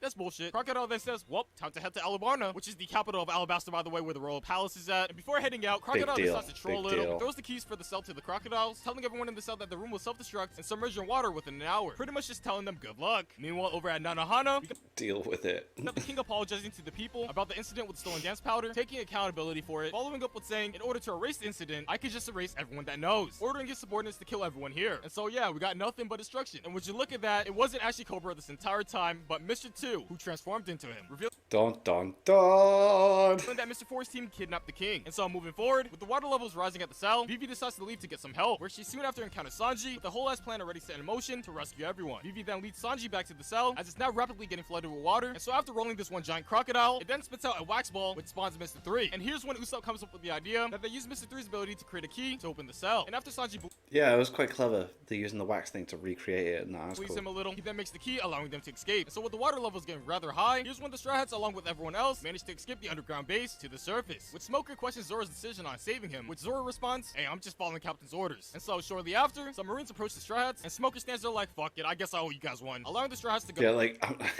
that's what I like about Smoker. He's not an absolute prick. Most Marines are absolute assholes, but he's just like, you know what, at times he's like, I get it, okay, right, cool. You're not actually bad guys, but there are pirates out there that are, so like, you are technically an exception to this rule, but I still have to follow orders, but then I have to... I love it. I love his like how conflicted he is at times. Which has Luffy like, you know what? I kind of fuck with you. Yeah, before yeah. heading off. And so with their escape, Chopper pulls up with this one large-ass crab, using it as a mount, and with the Straw Hats and Vivi boarding it, they now Let's travel to go. Alaberna. Which on their way there, Vivi ends up getting grapple hooked by Roadhog, on which Luffy goes on ahead and saves her, taking her place. And oh wow, it seems we got the finale between Oh, this fight. Luffy and the final boss, with Luffy calling him a fool, which makes Miss All Sunday giggle. And with her giggling, this makes Crocodile angry, revealing her real name, Nico Robin, asking her if she wants to die, on which Robin just walks off like nothing ever happened, telling Crocodile that she's heading to Alabarna, leaving Luffy and Crocodile to settle their shit. Here's when Crocodile throws down an hourglass, telling Luffy that this fight will take no longer than 3 minutes. And oh shit, it seems He just deals with them so quick. was right, because he manages to get Luffy in some quicksand, leaving him to drown. Which, moving forward past that, we then got Robin coming in for the save, saving Luffy after hearing him yell that he wants some meat stuffed down his throat. Here's when she questions his reasoning for fighting, but really doesn't get an answer, because here's when Pelly arrives at the scene looking a little beat up, and so Robin dips, leaving Luffy in his care. Meanwhile, over at Alabarna, we got everyone and their mama heading towards it, simultaneously as the rebel army is. And as they are making their way to the west gate, they find it being guarded by a couple of Baroque work agents. And with their knowledge of Vivi being a high priority target, the Straw Hats all equip identical white cloaks to disguise their identities. And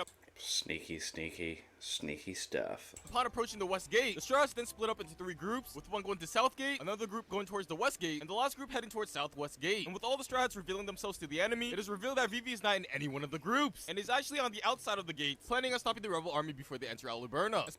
Dun dun dun. So she stands in front of them, yelling at them to stop, but unfortunately her voice was too weak, and was unable to reach Koza. Oh, that would have been dead. I remember seeing the manga panel and be like, come on, Jesus. The whole army runs past her, not giving a single care in the world, absolutely trampling Vivi and her duck. And with her failed attempt to stop the rebels, the rebel army began their raid on Alabaster. Moving forward, Usopp arrives at Vivi's location, offering her a ride. But Vivi sees that he's acting a bit sussy here, demanding that he proves himself. Could be Agent 3.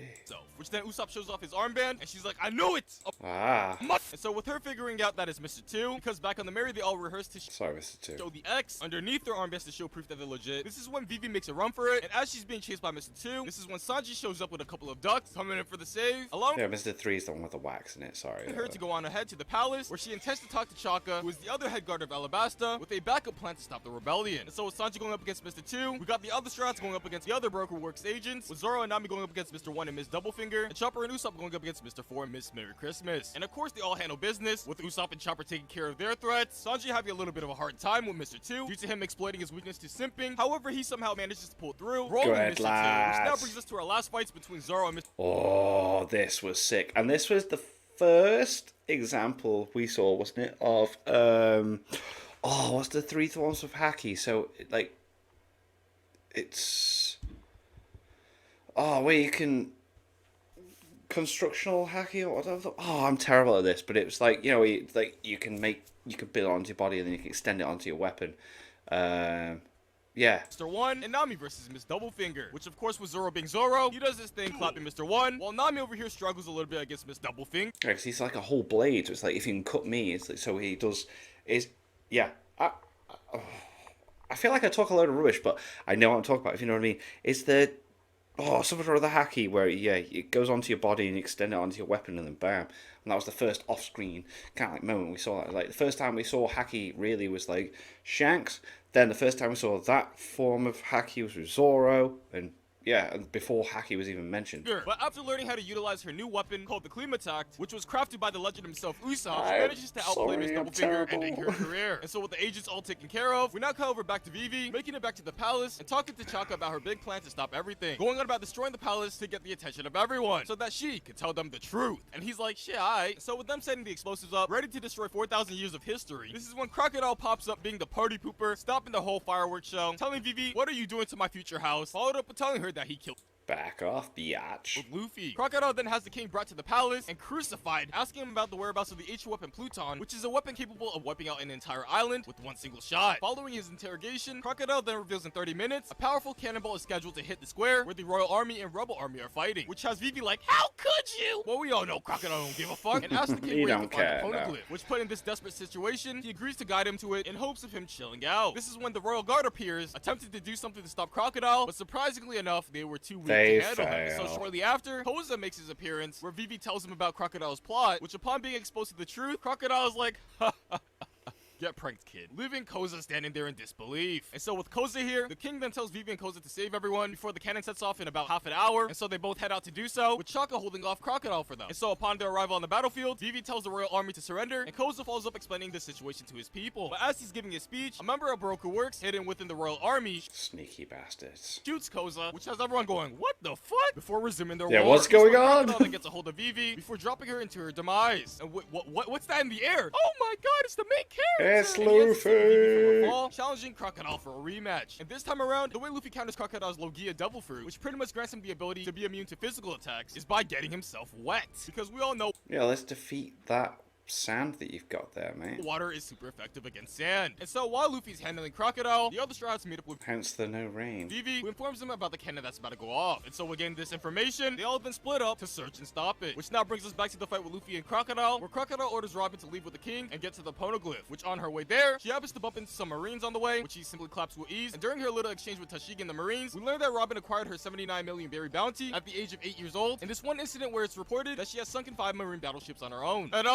Which just is a lie, but alright. Oh shit, our main character takes an L again, getting sucked dry before getting dropped off, which soon after, Crocodile makes his way towards Robin. And so moving forward, Luffy ends up getting rejuvenated by some water, allowing him to get back up and go after Crocodile once again, which on his search, he happens to bump into Tashigi, who points him in the direction that she saw Crocodile go, and upon traveling in that direction, Luffy ends up finding this one secret passageway, which leads to the Poneglyph. Meanwhile, at the Poneglyph, Robin, Crocodile, and the King make it all here, where we find out that Robin is the only person in the One Piece world who has the ability She can read it, yeah. to decipher and read poneglyphs. And so with reading the poneglyph aloud to Crocodile like she's in fucking ink, She fucking lies, though. there's classes some shit. She tells him that this poneglyph just goes over the history of Alabasta and contains nothing about the ancient weapon Pluton, which was what Crocodile was hoping for. And so following that, Robin is then like, well, you've been a pretty good business partner, and I think it's time we part ways because we reached our goal, which their agreement was for him to bring her to the poneglyph in return of getting information about the Pluton. Crocodile then calls Robin's bluff about the information on the poneglyph just being about history and shanks her, which soon after Luffy arrives ready for another rematch, and this time around instead Let's of go, final bout, taking you using down. water, he uses his own blood as lubrication for his hands to give Crocodile a good fisting. And in the process of doing so, he sends his ass to space, and oh shit, it seems it was enough to defeat him. Which with now the final boss defeated, we still got the side mission to take care of, which is to search and stop the cannon before it goes off. And would you look at that, Vivi and the Straw Hats managed to pinpoint it, with it being located in a clock tower. And so with the power of teamwork, they end up boosting up to the top with some crazy coordination and manage to get Vivi out to the clock tower and successfully cuts the cannon's fuse, which it seems like everything is deja vu now. But not really, because not here's when Vivi really. realizes that the cannonball has a timing device built into it. And so luckily for her, this repelling flies and come in clutch, taking And this was so stupid. He should have died. Not that I didn't like the guy, but like it just took all the emotional, like kind of like oomph out of what happened here. the cannonball to the sky with him, and oh shit, it just blows up. And so following Peli's very noble sacrifice, here's when it starts to rain out of nowhere, all over Alabasta, grabbing the attention of everyone on the battlefield. And with everyone silent, taking a moment to admire the rain, here's when Vivi gets the attention of all of them, telling them to stop the fighting! Which has everyone like, shit, you're right, this shit dumb. And yeah, with that, it seems everything's all resolved now in Alabasta, with no more rebel army, and Crocodile getting arrested by the Marines, with Tashigi personally stripping Crocodile from his title of being one of the 7 warlords of the sea, because he's been very naughty. And so moving forward, I mean, it's not been a nice bloke, has he, now? with all the fighting stopped between the rebel army and the royal army, here's when the rebels bring up seeing the king attack Nanohana, which then Igura makes his appearance saying, yo, guys, I'm actually alive, bringing a boy along from Nanohana, who confirms that he saw Mr. 2 transform into the king to manipulate the royal army. And they're like, oh, that all makes sense, yeah. Makes sense. And so moving forward once more, we now have the king bringing Luffy safely back to his crew, and shortly after heading out with Vivi to talk to the... It's weird how he's all of a sudden started using... No, I'm not complaining, it's cool. Like, just now, though, partway through, using manga panels as well, but yeah. people officially declaring the end of the Civil War. And it seems Alabasta now has infinite reign following Crocodile's defeat. And so with everything now all peaceful, we then get this very nice intermission period with everyone just enjoying themselves. And of course, we gotta have the mandatory bathing scene with Nami delivering to the boys peeping on her and Vivi and killing them as a result. And wait a sec, what was Vivi's father doing peeping on his daughter? What? Yeah, Anyways, following that, we then learn that Luffy's bounty has been increased to 100 million berries, and Zoro manages to get his first bounty of 60 million berries after defeating the strongest male agent of Baroque works, Mr. 1, who was a notorious assassin from the West Blue. And so moving forward to the night of the Straw Hats heading out, they happen to invite Vivi to join them on the journey as a member of their crew. However, she tells them, yo, give me some time to think. And so while the Straw Hats heading back to their ship, they encounter Bon Clay, previously known as Mr. 2, waiting for them. And he goes on telling them that since they're no longer enemies, they're friends now, right? Also telling them that he's been holding down the ship for them while they were away. And as they are just chilling over here, they are then suddenly attacked and surrounded by some Marines. So we get to see the familiar faces, Full Body and Django. And oh my god, Hina can stomp on my butt! And as they're getting attacked, here's when Bon Clay's crew arrives to pick him up, which has Bon Clay like, it's been real guys, before heading off to attack the Marines for them to allow the Straw Hats to escape. Oh, what a dude. What a dude. True legend. However, here's when more Marines come in, and as they're approaching the Straw Hats, here's when Vivi arrives, waving them off, along with her ducky, telling them that she's made a decision to stay with the X in the arm, like, bye!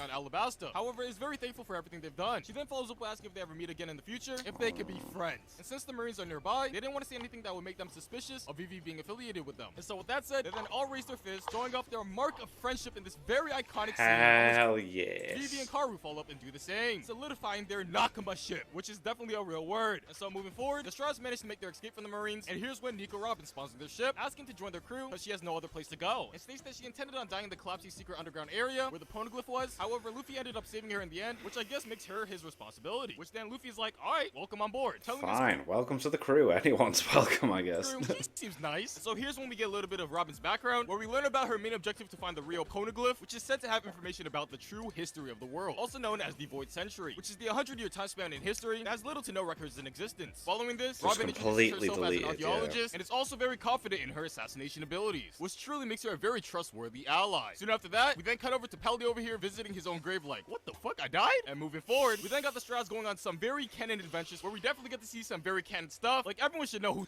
Oh, is this right? So we're covering filler stuff here. I don't know any of this this. character is. And so following that little arc, as the Straw Hats are sailing, they find themselves encountering this I'm so glad he did that. I'm so glad he just skipped over that. It made me feel stupid for a minute. Then I was like, nah, that's filler. pirate ship falling from the sky. And this is when Nami takes a look at her log post, and it's seemingly glitched, with it Skypiea. Here we go. My favorite arc. pointing straight up, which Robin informs her that it caught the magnetic field of a sky island. Here's when Luffy takes a moment to loot the fallen ship, on which he finds a map of a place called Skypiea, which I think is the sky island that Robin is talking about. Just maybe. And so as they're Let's inspecting the map, go. This is Masura so pirates pull up good. on them, with Masura very angry at them for taking his loot. But just then, here's when 5 colossal titans appear out of nowhere, which leads the Straw Hats dipping the area and heading straight to Jaya, which Robin happens to click an internal post which leads to it from the Masura pirates. And with the sky island currently out of reach for them, this seems like a very valid move for them to gather intel and get a tutorial on how to get to it. So moving forward, the Straw Hats managed to make it to Jaya, with Luffy, Zoro, and Nami heading out to town, as well as Robin, who wanted to go solo, while the rest stayed back on the ship to watch over the Mary. And so with heading into Jaya, they entered this one bar for some information about the Sky Island, which upon asking, this has the whole bar laughing, with the Sky Island just being a silly old myth and an ancient legend to them. But it ain't. Soon after, Bellamy of the Bellamy bastards. Pirates Oh, mentions this one Bellamy. thing called a knock-up stream, which is a current set to knock up ships into the sky. Shortly after explaining all of that, Bellamy then proceeds to bully Luffy and Zoro, who doesn't Bellamy's a retaliate prick. whatsoever because violence is bad. And so with Nami dragging them out of the bar, they soon after encounter this one dude who I'm not entirely sure is important to the story whatsoever, but he goes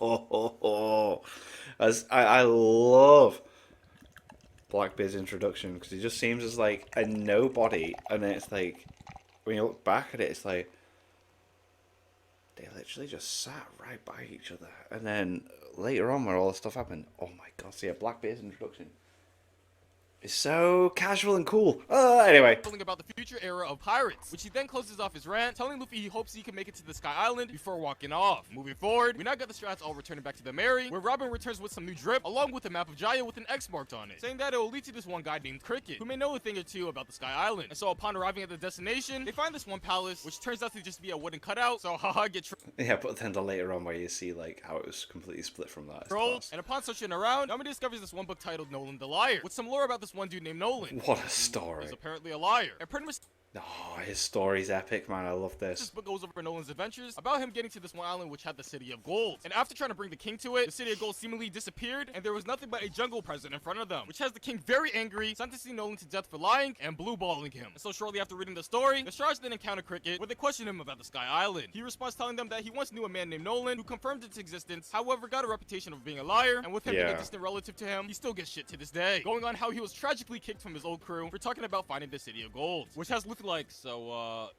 the Sky Island, and with Is it real or yeah? Come on, you get to it. Cricket being in the helping spirit, he decides to give a hand to the Straw Hats and informs them on how to get to the Sky Island, which is through the method of using a knock-up stream. He then goes on explaining the science behind it, and that it's a current that appears 5 times every month, telling them that the next current is tomorrow. Following that, he then explains the dangers of it, telling them that timing is key, and if they fail, they die. And so It's dangerous, man. It's such a. they then have this one nice feast before heading off, where Cricket goes like, oh shit, you'll need a southbird to get to the current, by the way, because regular compasses don't work here, unfortunately. And so the Straws then head out on this night, going bird hunting, because only in anime you can see clearly while it's pitch black. And while they go on ahead and do that, this is when It's very true.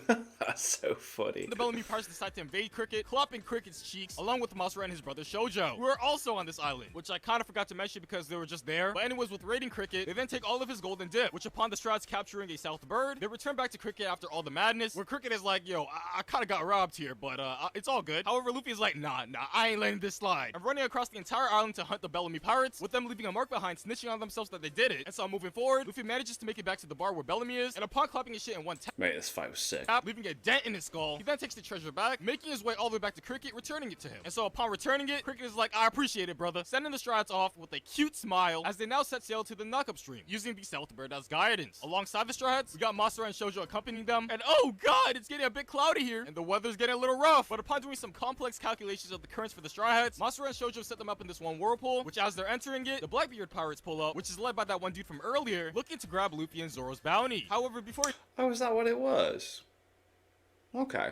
He knows it. The knockup stream climaxes, which causes the Blackberry Pirates taking the wrong angle here and taking the fattest L, while the Straw Hats manage to make their way up at a 90-degree angle. Let's because go. physics is just a myth. And so as the Straw Hats are making their way Straight up town. up, you got Cricket over here sitting back and relaxing, watching them from a distance, and oh shit, they make it to the top, above the clouds. Which shortly after their arrival, they end up getting attacked by this one crazy man, in which Gonfall the Sky Knight pulls up saving them. Sky Knight's so cool. Oh, I love Skypiea. Let's get it. Oh, this is.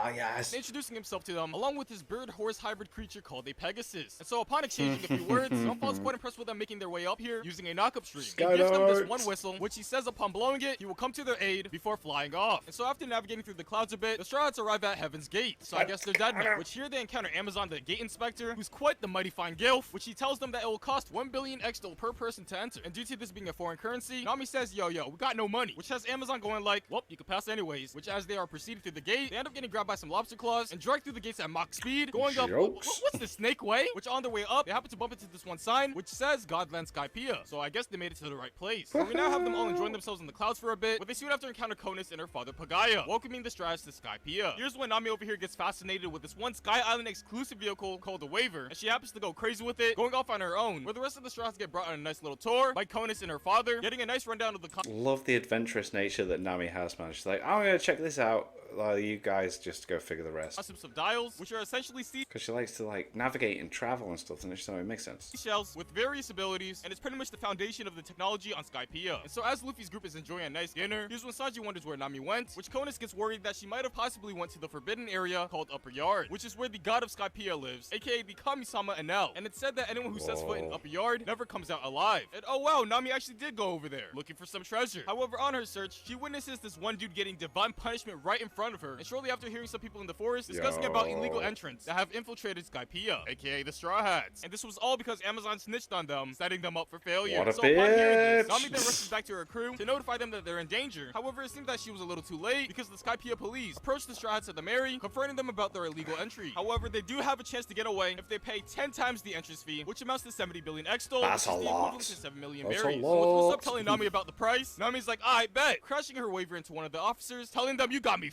up. Conus is then like, yeah, you all probably getting the death penalty now, which quite shocks everyone. Nami then tries to apologize like, whoops, that was just an accident by the way. However, it seems her apology wasn't enough, and they end up getting attacked by God's guards, which leads to Luffy clapping a bunch of them, while Sanji and Zoro clap the rest. And with doing so, this now marks the Straw Hats as second-degree criminals, and they get told that they're going to be judged by the priest of Upper Yard, aka the people who work directly under Enel. And so God. after this event, Usopp then asks Conus for directions back to the Blue Sea, which he says that they can go to Cloud End, that is located far east of Skypiea. And so as the Straw Hats are heading out, Luffy is like, wait a minute, we need food. And so going along with Sanji and Usopp, they make it back to the house with Conus and her father, which has Zoro, Nami, Chopper, and Robin board the Mary. And as Chopper pulls up the anchor, here's when the largest lobster claws return, picking up the Mary and dragging it through the clouds. And this lobster happens to have God written on it. That's a big deal. Something tells me that this lobster works under God. Yeah, so as the I Mary's think getting so. dragged away, here's when Luffy's group notices it, and Pagaya tells them that they're probably being dragged to the sacrificial altar located northeast of Upper Yard as offerings to God. Pagaya then follows up telling Luffy's group that traveling on the Milky Road is the only way to it, and Conus volunteers to guide them to a ship so they can get to it. And upon arriving at the ship, Conus then points them to exit number 2, assuring them that that will lead to the Milky Road, which will eventually bring them to Upper Yard, where the rest of the crew is. However, Luffy notices that Conus has been shaky ever since she left the house and calls her out on it, which has her like, Yeah, she's like, okay. oh shit. Conus then breaks down in tears, apologizing, and says that she was the one who called the lobster on the Mary, giving the reason that What a bitch. she and her father were threatened with death if they didn't comply and leading the Stratus to the place of judgment. Luffy, Sanji, and Usopp are then like, bro, why didn't you just tell us this shit in the first place? Telling her that they got Because it's so much in it. It's like you got some guy that can literally just like hear anything through the clouds and be like, I will punish you if you say anything bad about me. her back. And it seems judgment is coming around early for them, with this one beam of lightning striking straight down at them, which definitely did some environmental damage, leaving a gaping hole in the middle of nowhere. And hear me out. However, here's when Gonfall comes in for the save, saving Conus because all the Straws can handle themselves, and tells them that this one is on the house before bringing Conus to safety. Following that, Luffy, Sanji, and Usopp then board the ship they were brought to, heading straight towards Upper Yard to save the rest of the crew. Upon their arrival, they bump into some wacky obstacles and encounter 4 different entrances labeled with 4 different types of ordeals, which Luffy decides to just go with the ordeal of balls because he loves balls. And upon stopping that gate, they are then surrounded by a bunch of balls. Surprisingly enough, or soon after they encounter one of Enel's priests, Satori. Meanwhile, now cutting over to the other Straw Hats on the Mary, they all happen to make it to the sacrificial altar, where Zoro, Nami, and and Robin decide to head out to explore, leaving Chopper behind to watch over the ship. And as they search the island, Nami and Robin find it odd how there's soil on the sea clouds, with Robin deducing that upper yard was originally on the ground, and figured out that this is the other half of Jaya that was missing, that was ripped and risen up to the sky by a knock-up stream, which excites Nami because she's confident in this place being where the City of Gold is. And so now cutting back to the Mary, as Gotta get that gold. Chopper is watching over it. Here's when one of God's priests, Shura, approaches him, and with Chopper panicking, he blows the whistle, sending an SOS to Gonfall, who is casually just watering Sky flowers. Knight, let's Sadly go! gets interrupted in the process, and who knows if he'll be able to make it in time, because it seems Chopper is really gonna die here. But would you look at that, he actually does come through, He's so saving him sick. and taking on Shura in a 1v1. And oh shit, he takes an L as a result, No. which leads to Chopper, Gonfall, and his Pegasus getting dunked into some water. But luckily for them, they end up getting saved by a bunch of friendly South birds, and I guess they're all safe now. And so now cutting back to Luffy's It doesn't the Mary go speak to somebody as well? Doesn't the Mary go speak to Usopp during this? group. After struggling a little bit with their threat, they managed to pull through with the power of teamwork. Let's Popping them real quick before proceeding Kick forward on their that ship towards the ass. sacrificial altar. And as they are heading over there, we then cut over to the Shandia, which is a tribe on Skypiea, discussing how Gonfall was the former god of Skypiea before being overtaken by Enel, and they plan on launching an attack on God's shrine to end Enel's career, cause they had enough of his shit. And so they all then head out to Upper Yard to do just that, We're gonna take him down. We're done with it. into a whole ass war against the priest in the process. Moving forward, Zoro's group manages to make it back to the Mary, and just as they do, Luffy's group coincidentally gets there as well shortly after. And so upon being reunited, they all then gather around the campfire to not sing the campfire song unfortunately, but talk about the experiences here, as well as discussing searching for the City of Gold. And so after coming up with a little game plan, Nami pinpoints the location of the City of Gold with some insane IQ plays, and because they just can't leave their ship here, they decide to split into two groups Oh yeah, the skull and what's missing and where everything is. Yeah. for this mission. But before heading out, they of course had to dance around the fire with some furries, while Gonfall shows off his really cool dirt. Moving forward to the following morning, the Straws managed to get the Mary off the altar and onto the Sea of Clouds. And as they are sailing, Luffy, Zoro, Chopper, and Robin go on foot, heading south for the goods, leaving the others behind to look after the Mary, also having Gonfall I'm sure Usopp had a conversation with the Mary. on board, where he then goes over the lore of Skypiea on how it was once a peaceful place before Enel's army took over Upper Yard 6 years ago, which led to the Shandia trying to fight back for the land ever since. Meanwhile, not cutting to Enel, we got him ordering his priest to handle Gonfall, as well as the Straw Hats accompanying him, followed up with talking about starting a survival game with everyone on Upper Yard, and predicts by the end of it, there will be 5 people remaining, and so he just chills here waiting for everything to play out. And so now cutting back to Luffy's group, as they are having a nice walk through Upper Yard, they happen to get attacked by this one large snake, which causes them to scramble, and all split up to different locations. And with being separated from one another, here's when Luffy encounters Wiper, who's a part of the Shandia, telling Luffy to leave the land because it belongs to his people, but then just says fuck it, I love violence, and tries to kill Luffy. And so as Luffy is having a very intense battle with him, he then falls into this one pit, which brings him to this one underground ruin. And so with that, Wiper then just says, well, I guess I gotta move on to Enel now. And so now cutting over to Chopper's POV, he ends up getting spotted by this one priest named Gadatsu, which has Chopper running for his life. But then he's like, wait a sec, my opponent is actually stupid. It takes him on this one fight like it's Dragon Ball Z or some shit, and oh well, he actually wins, sending Gadatsu Take him to the ground. down. And so following that, Good, we cut over to Robin over here doing her Chopper. research, and discovers that this place is an ancient city called Shandora, stating that she's supposedly at the center of the city. And upon digging further into it, quite literally, she figures out a lot of the upper parts of the city have been covered up by the Sky Island's clouds, and that there's much more to explore below the surface. And so with her heading towards the shining light at the end of this tunnel, she finds herself at the legendary city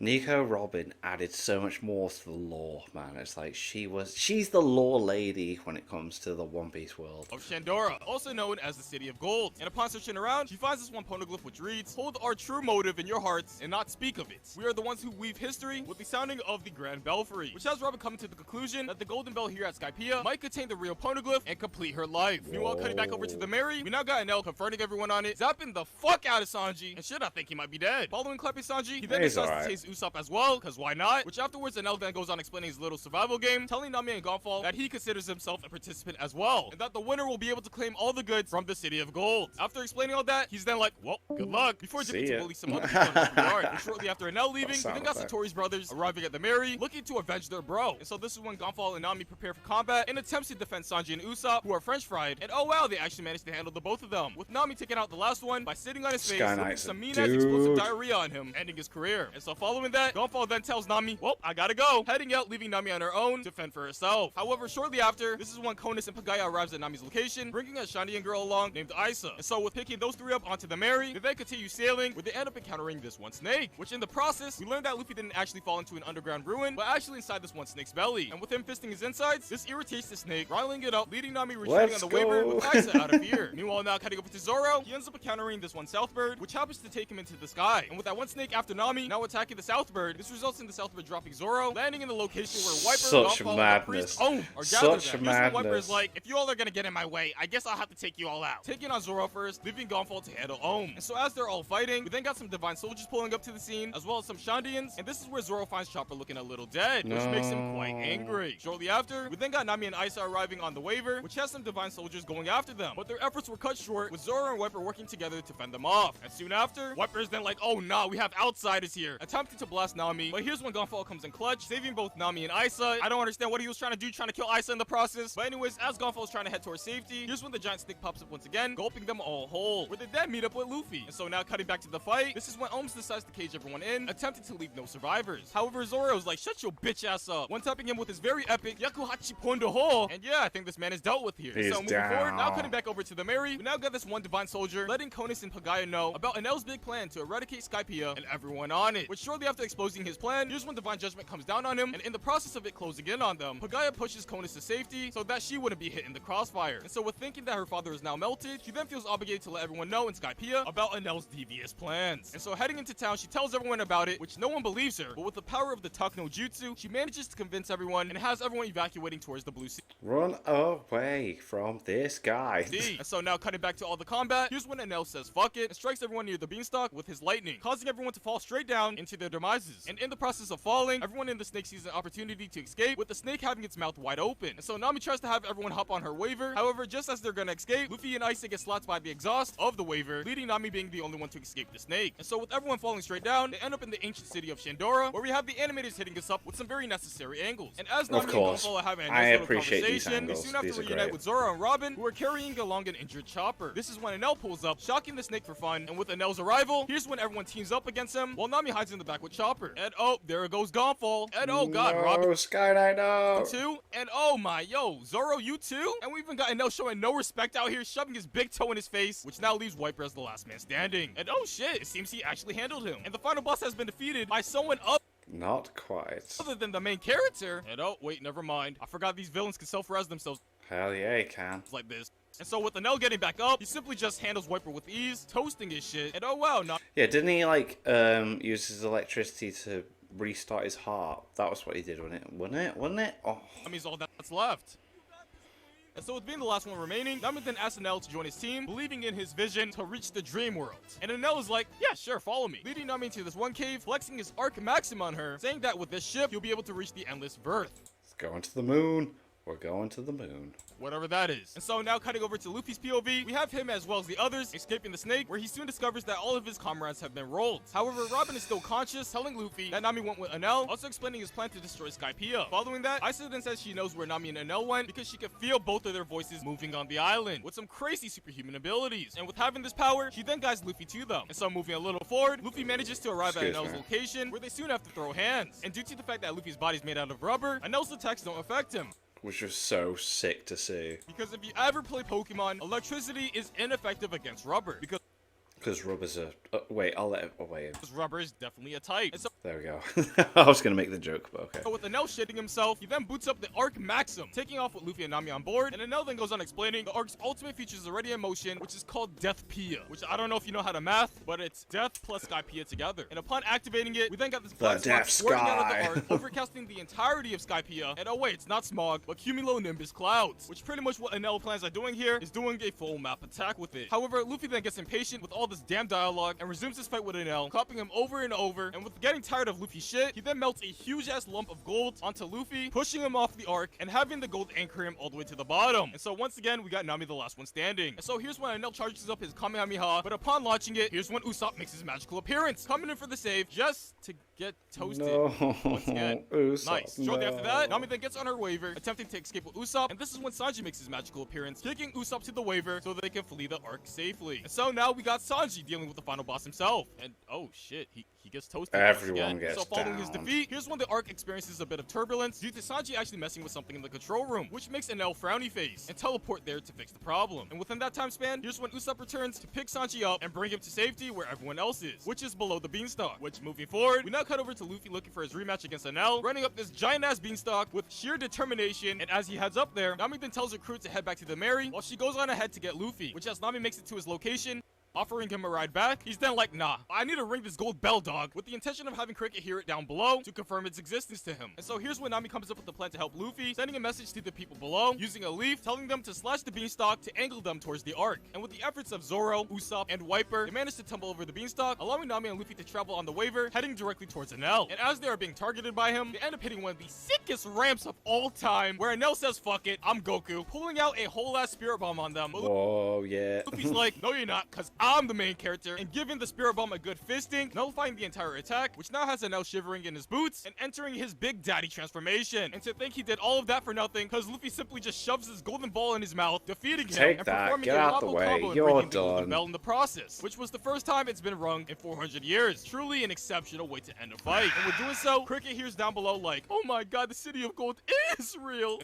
I can hear it. Nolan, you weren't lying. And so following Enel's defeat, we now have everyone rejoicing with Luffy's W. Furthermore, Gonfall gets his status of god back, and Pagaya is like, oh shit, I'm still alive. We then have the Skypieans and Shandians celebrating the end of the war, and while they're all enjoying themselves, we got Enel over here back on his feet, on his arc, casually making his way to the moon. Moving forward to the following morning, we then have everyone gathering around the Golden Bell, with it Which I think is a shame that like the anime onlys don't see the manga opening intros. Like, we have seen more of Enel's journey, but still I really feel like it's going to be there's going to be a huge twist at some point. He's got to come back. discover this poneglyph ingrained into it, which upon reading it, Robin discovers that it was signed by the legend himself, Goldie Roger. And it reads, I made it here, I will guide this text to the ends of the earth. Which brings Robin to the conclusion, by gathering and connecting the information from multiple poneglyphs scattered across the world, that is what the real poneglyph is. Yeah. And so moving forward, with all the business settled here, the Straw Hats are all now Well, there's setting the sail, red saying their goodbyes poneglyphs to as well, Conus and isn't there? Pagaya, and with their assistance, they are led to the Poneglyphs. exit, which has them falling straight down. But this is when Conus comes in clutch, calling in an octopus balloon for them to allow them to safely descend all the way to the Blue Sea. Upon making their landing, it turns out RNG wasn't on their side, and they managed to drop directly into a marine base, which, not gonna lie, this filler arc was very Right, this is a filler arc, but I've heard this is decent. seamless, and I would even argue it being anime canon. But after having some wacky adventures in this base, they all managed to get together Yeah, I know about it because of Totally Mark's review, so it's fine. and figure out an escape plan, which has them flying over the walls and into some real canon territory. And so moving Right. forward, the Straws Cool, managed to arrive nice at one one, archipelago nice called one, Long Ring Sunbow. Long Land, with some very interesting Pokemon and this one old dude named Tonjit. Shortly after their arrival, here's when the Foxy Pirates arrive, wanting to challenge Luffy to a Davy back fight, which not fully understanding what it And this was weird because this felt like filler. You know what I mean? This, like, reading the manga. Excuse me. Reading the manga, it felt like this was filler. I was like, I'm reading the manga. Alright, it's not. It's just really weird. So I'm hoping I've seen other theories on YouTube where like this was because later on there's going to be a huge like throwback to this with like maybe like Blackbeard and that, but we shall eventually see. is. Luffy accepts anyways. And pretty much what it is just a game where you put your crewmates at stake with every individual competition. And so in the process, the Straw Hats lose Robin and Chopper after losing 2 consecutive mini-games. And for the final game, here's when Nami proposes that if they win this final match, they get Chopper and Robin back. But if they lose, all 5 of the remaining Straw Hats will have to join the Foxy Pirates, which has Foxy agreeing to those terms without hesitation. And so now going into the main event, the final match, the final game, we got Luffy versus Foxy. I mean, this was fun. It was fun, but it did feel like it's like, there was so much going on. But again, it was kind of a break, weren't it? From And after the having the fight of the century, Luffy seriousness. surprisingly comes out on top. And yeah, it seems like the Straw Hats are all now one happy family again. And so moving forward, we now got the Straw Hats sailing off with the objective to recruit a shipwright, aka a shipbuilder. And so as the Straw Hats encounter their next island, here's when they encounter this one dude who Robin recognizes, which is soon revealed to being the Marine Admiral Aokiji. Which Oh ho ho ho ho. he's over here like, alright, I'm just gonna take a nap. But soon after gets up like, never mind, I think I'm gonna do my duty as a Marine and capture you naughty pirates. Out here flexing his devil fruit ability on them turning Robin into an ice statue. And he is powerful, man. just as he's gonna finish her off, here's when Luffy comes in for the save, and he too gets turned into an ice statue, which leads to Aokoji going like, well, I'm bored, before walking off, telling Luffy he's sparing his crew as a way to cancel out the government's debt to them for taking out Crocodile. And so moving forward, we now got the Strats following their log post, which leads them to this one sea train station where they meet Kokoro and her granddaughter Chimney. Upon arriving here, Kokoro informs them that they're heading towards Water 7, which is Oh yeah, the train and that. a well-known shipyard, and is probably the best place for them to find a shipwright. Kokoro then gives them a map along with a reference letter telling them to deliver it to a guy named Iceberg who can fix their ship up, which has the Strats like, wow, this is epic, before making their way towards Water 7. And so moving forward, they make it to Water 7, and with them docking their ship, we got Luffy, Nami, and Usopp heading out to search for Iceberg, Chopper and Robin casually walking around, where Robin walks past this one dude in a mask, whispering in her ears, CP9. Oh mate, this was a good introduction to that as well. Like, she is so mysterious. Which has her flabbergasted and ditching Chopper in the process, which leads to Chopper and Sanji go on a big search for her, and Zoro just chilling back on the ship, protecting it from invaders. Like these Zoro's just always chilling on the ship, which is always good. Always good. fellas right here who are a part of the Frankie family, a group known to being ship dismantlers and bounty hunters, which of course Zoro handles with ease. And so now cutting back to Luffy's group, we got them exchanging all the gold they collected on Skypiea into cash, which equates to roughly 300 million berries. And with them arriving at the Galileo Company shipyard's entrance with the reference letter, here's where they meet Iceberg, who is the mayor of Water 7 and is the president of the Galileo Company, where they also meet his colleagues Khalifa, Polly, Lucci, and Kaku, who's apparently packing more nose girth than Usopp. And so with Kaku Oh, but he is. Oh, don't mess with him. taking a moment to run over to the Mary to inspect it for damages, Luffy's group then has a nice tour around Dock 1, where Usopp gets mugged in broad daylight and kidnapped, but I don't think anyone has noticed. And so moving forward, we now have Kaku making his way back, notifying Luffy and Nami that the damage on the Mary is too catastrophic for repairs, with the explanation that the ship's keel has sustained irreversible damage, and that it may be in their best interest to buy a brand new ship, which has Luffy and No, we can't say bye. I mean, I know we're gonna have to, but yeah. Nami over here like, damn. And so with this one worker bringing their briefcases to them and Usopp nowhere to be found, they open them and find them completely empty. Where then this one dude tells them that they saw Usopp getting carried away by the Frankie family not too long ago. Which upon getting the details about the Frankie family's hideout, both Nami and Luffy head out, regrouping with the other Straw Hats, and arriving at the hideout where they Frankie's find a introduction Usopp on the ground, which has Luffy, Zoro, Sanji, and Chopper determined to avenge their fallen comrade, pulling up to the Frankie family's base, crashing their whole party, their whole base, and everyone in it. Following their complete domination, here's when Luffy reflects and comes to terms that the Mary is pretty much a done deal, telling Zoro and Sanji, I think it's time to let it go, as Chopper is over here reviving Usopp. And so now moving forward, we now have all the Strats rendezvousing at the Mary, except Robin of course, and Usopp wakes up ashamed that he lost the money. However, Luffy tells him to look on the bright side and that they still have 100 million berries left, updating Usopp that they can use that money to buy a bigger and better ship to replace the Mary, which has Usopp like, please say psych. And this Yeah, it's like, what are you talking about? You can't do that. Oh, this is emotional. belief that Luffy has decided that quickly to replace their ship. Luffy then straight up tells him that the Mary can no longer be repaired, which gets Usopp visibly frustrated at Luffy, which gets Luffy frustrated that he Yeah, because he's tried to repair it many times, even though he's not like a, you know, the type of guy to do it.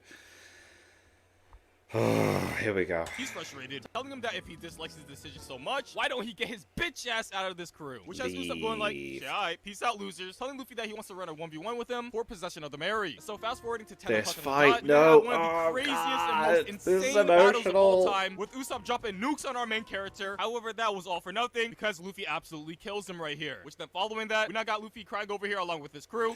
Thing is, we've missed the whole mention of the... What are they called in Skypiea? They had these things that they could use, and Usopp started utilizing those on top of everything else to fight Luffy, which was very clever. It was very clever in it, but yeah. Well, I think it's time we ditch the ship, leaving Usopp behind with it. And so moving forward to the following morning, Nami arrives with news telling them that Iceberg got shot last night, and he's now in a coma. And with this being the mayor of Water 7, this has the whole town It's a big panicking. deal. And so Big upon deal. being fed this news, Luffy then heads out with Nami to get to the bottom of this, while Sanji heads out with Chopper to search for Robin, because they have their priorities straight, searching for the waifu. But you guys all gotta admit, Nami's best girl, right? Anyways, with all of them heading out, we now got the Water 7 Nico helicopters Robin. going off, warning everyone that the Aqua Laguna is gonna strike a little after midnight, which is an annual storm which rises the tides of the sea immensely, flooding the lower parts of Water 7 as a result. And so moving forward, now cutting over to Luffy and Nami, Frankie happens to pull up on them, yelling at them for destroying his base and family. Also Frankie! revealing that he already spent the 200 million berries. Let's Which after figuring go. out that he was the one Frankie's responsible so for beating cool. up Usopp, this is when Luffy gets a little bit fired up, fighting Frankie. He's based off of Ace Ventura, isn't he? Jim Carrey's character. I'm pretty sure that was the case. The results. Meanwhile, cutting over to Iceberg, he manages to regain consciousness and snitches on the two people involved in the incident where he got shot, giving the description that it was a big man with a mask and a tall woman, which is heavily hinting at Robin. And with it hinting at Robin, everyone in the room is like, it must be the Straw Hats then. And so moving forward, we Whoa, got they the have to be company the bad employees pull up guys. on Luffy. Oh, the reveal with the... Oh, you You pricks. As he's fighting Frankie, confronting him about Robin attacking Iceberg last night, which upon hearing this shocks both Luffy and Nami, and Frankie over here in the corner gets to know that he's not getting enough screen time and just causes mass destruction for the fun of it, allowing Luffy and Nami to escape. So moving forward, Luffy then swings his way into the Galileo Company's building in search of Iceberg. Upon exchanging a few words with him, Iceberg confirms that he saw Robin with his own eyes, pulling out a Glock, demanding to see Robin. Whoa. However, unaware of her whereabouts, Luffy then dips. But then, like, it's weird, isn't it? If you put someone to bed and make sure they're okay and bandage them up, why are you leaving them with a gun?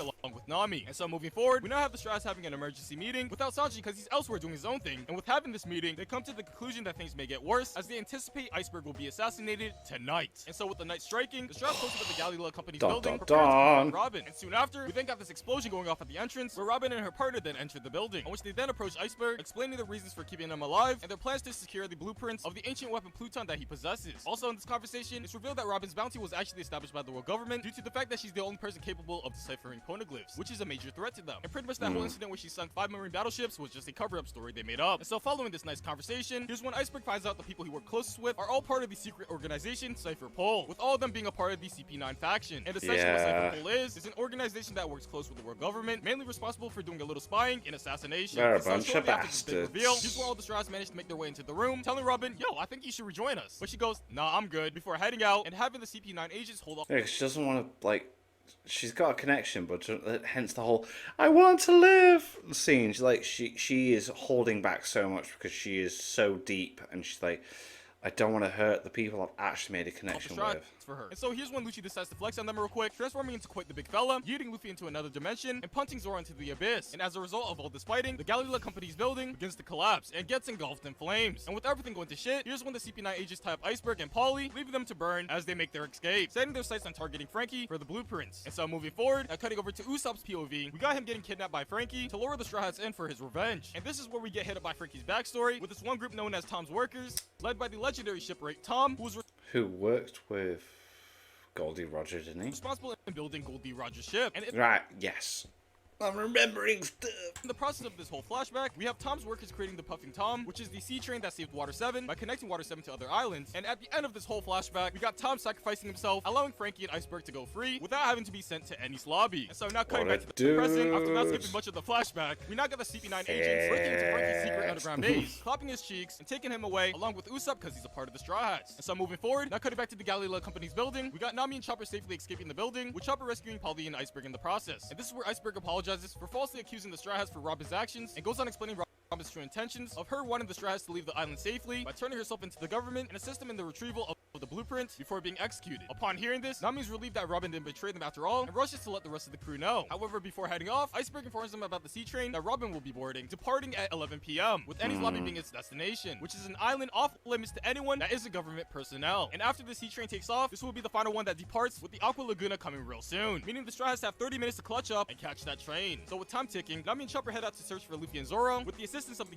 Chopper looks so epic. He's like, let's go. I love it when they give little characters epic moments. Galileo Company. And in the process of searching, Chopper and Nami decide to split up, with Nami rushing towards the train station and Chopper continuing the search. Which now cutting over to Sanji's POV, he spots Frankie and Usopp being dragged along by the CP9 agents and tails them all the way to the sea train. And with the sea train departing, here's when Nami arrives a bit too late, which Polly pulls up as well like, damn, that's tough. Shortly after, this one random dude pops up out of nowhere, giving Nami a letter left behind by Sanji, informing her that he has boarded the train with Robin on it and that Frankie and Usopp Wait, the way he's like, actually, I'm on there already. Don't you worry, I am sorting it. I love that. are on board as well, giving her a transponder snail for communications. And so this has her going like, well, I guess it's time we all go to Enies lobby. And so moving forward, the search for Luffy and Zoro continues, and after an insane game of hide and seek, they manage to find the both of them, and I guess they're all reunited now, preparing to rescue Robin. And so moving forward, we now got Kokoro and Iceberg approaching them, offering to use their alternative sea train called the Rocket Man, so they can go after Robin. And with an offer like that, of course they take it, and so forming an alliance with the Galileo Company and the Frankie family, the Straw Hats now head out on the Rocket Man, with Kokoro as the conductor, bringing along her granddaughter and her pet rabbit along, cause why not? And so on the ride to Enies lobby, here's when Nami gets a call from Sanji, where they update each other about the situations, with Nami telling Sanji about Robin's true intentions, and Sanji telling her that he rescued Usopp and Frankie. Following that call, we now got Usopp ashamed of himself for his past actions with the crew, and still stands by his decision of leaving, and walks off. And just as Sanji and Frankie get spotted by this one Marine, this is when the one and only Soge King arrives. Sniper King! Let's go! To the series. And upon his arrival, Sanji and Frankie definitely don't recognize this dude, and they end up devising a plan with him to save Robin. And so moving forward, I love that little joke. Like, surely I never, like, when I was reading it, I never got the whole gist of like they were on board. It's like they just accepted it, but I feel like they all knew. It was so obvious. Sanji, Frankie, and Usopp then head out to execute their plan, detaching one of the train's cars, eliminating some potential threats they had to deal with, and with doing so, they then fight their way towards Robin, with Sanji and Frankie doing all the fighting, while Usopp heads directly to Robin to try to convince her to escape with them. And so moving forward, we now got Sanji rolling this Robin dude and approaching the car with all the CP9 agents. And just as he approaches them, we got Frankie over here clapping his level 1 threat, landing directly in the car where Sanji's at, and shortly after his appearance, we then got Robin and Usopp entering the room, where Robin yeets Usopp back at them against their whole idea of getting her back. But this Usopp throws down a smoke bomb, grabbing Robin in the process, not taking no for an answer, and bringing her into another car, quickly detaching it from the train, allowing them to escape the CP9 agents. However, Khalifa then uses her thorny whip to drag them back, and honestly, she could use that whip on me, but this is when Frankie takes one for the team. Yeah, she fit. Jumping the CP9 agents back, allowing the Straw Hats to escape with Robin. But it seems that was all for nothing, with Bluno appearing right behind Sanji, like, look at what my devil fruit can do, before proceeding to give Sanji Usopp a little beating. Afterwards, Robin then willingly goes back with Bluno, leaving Usopp and Sanji defeated in this one car. And so moving forward, we now got the Straw Hats on the Rocket Man, catching up to where Sanji and Usopp are, and picking them up in the process. Here's when everyone then gets together, plan on how they're going to navigate Enies lobby, with Polly having knowledge about the area, having been there before. And so with their arrival, Kokoro then announces to everyone that they have indeed arrived at Enies lobby, introducing them to the gates of justice, giving them a nice casual tour around. But here's when Luffy says, fuck it, I'ma head in, flying straight into the core of the action. And so with Luffy entering Enies lobby, having the time of his life, we then also have the other Straw Hats, the Frankie family, and the Galila company making their way through as well. And with Enies lobby being invaded, here's when the chief of CP9, Down, puts the whole place on high alert, followed up by having a nice little business meeting with his subordinates, even bringing Frankie and Robin in to talk some shit. And so now cutting back to our main character, we now got him approaching the Tower of Justice, which is the headquarters of Cypher Pole, where soon after Bluno appears at his location, lecturing Luffy. I'm looking at the time we're at now, and how much he's been talking about. I reckon we're gonna get to about Marineford, and if we are, whoa, that's epic. About how trespassing here is a no-no, which Luffy says, shut your bitch ass up, having a rather intense fight with him, and eventually going try-hard mode, entering gear second for the first time ever, boosting his stats a little, transformation! And absolutely obliterates Bluno. So sick. Following that, we then got Luffy continuing his search for Robin, yelling directly at her to come out and stop hiding, and she pops out like, oh hey, I telling want Luffy to go back, and live. that she doesn't want to return to the crew, and just wants to die. But here's when the other Straws manage to make their way up to Luffy, confronting and persuading Robin to come back to them, and this one very legendary scene with that flag down! This is when Spondam appears, flexing his authority with the ability to launch a Buster Call with this one golden snail, which has Robin going like, Nani? Triggering her PTSD, because this was the very thing that wiped out her hometown, Ohara, 20 years ago. Which pretty much how things went down is that the world government found out that the scholars on Ohara were secretly learning how to decipher poneglyphs, and as a result, they called the Buster Call in, which essentially eradicated the entire island with a barrage of cannonballs. But in the midst of the attack, Robin's mother Nico Olivia sends her off with a giant named Sal to escape, with her final words to Robin being to live on, and using Sal's draft, she manages to escape the island as a sole survivor, with the help of Kuzan, aka Aokiji, who said, I'm feeling nice today. And so following that, this is where Robin gets her first bounty of 79 million berries, and with her trying to ask around for shelter, every time she found a place to stay, the homeowners would always snitch on her in the end, which ultimately led her to having severe trust issues, and leading down a darker line of work in order to survive. Which now cutting back to the present, we now got Robin telling the Straw Hats that if she stays with them, she'll eventually become a burden, and they'll one day abandon and betray her. And acknowledging who Robin's true enemy is, Luffy then orders Usopp to shoot down the world government's flag, and by doing so, this symbolizes an act of war against the world government. And following that, Luffy then lets out a war cry, prepared to take on the whole world, which has Robin rather moved.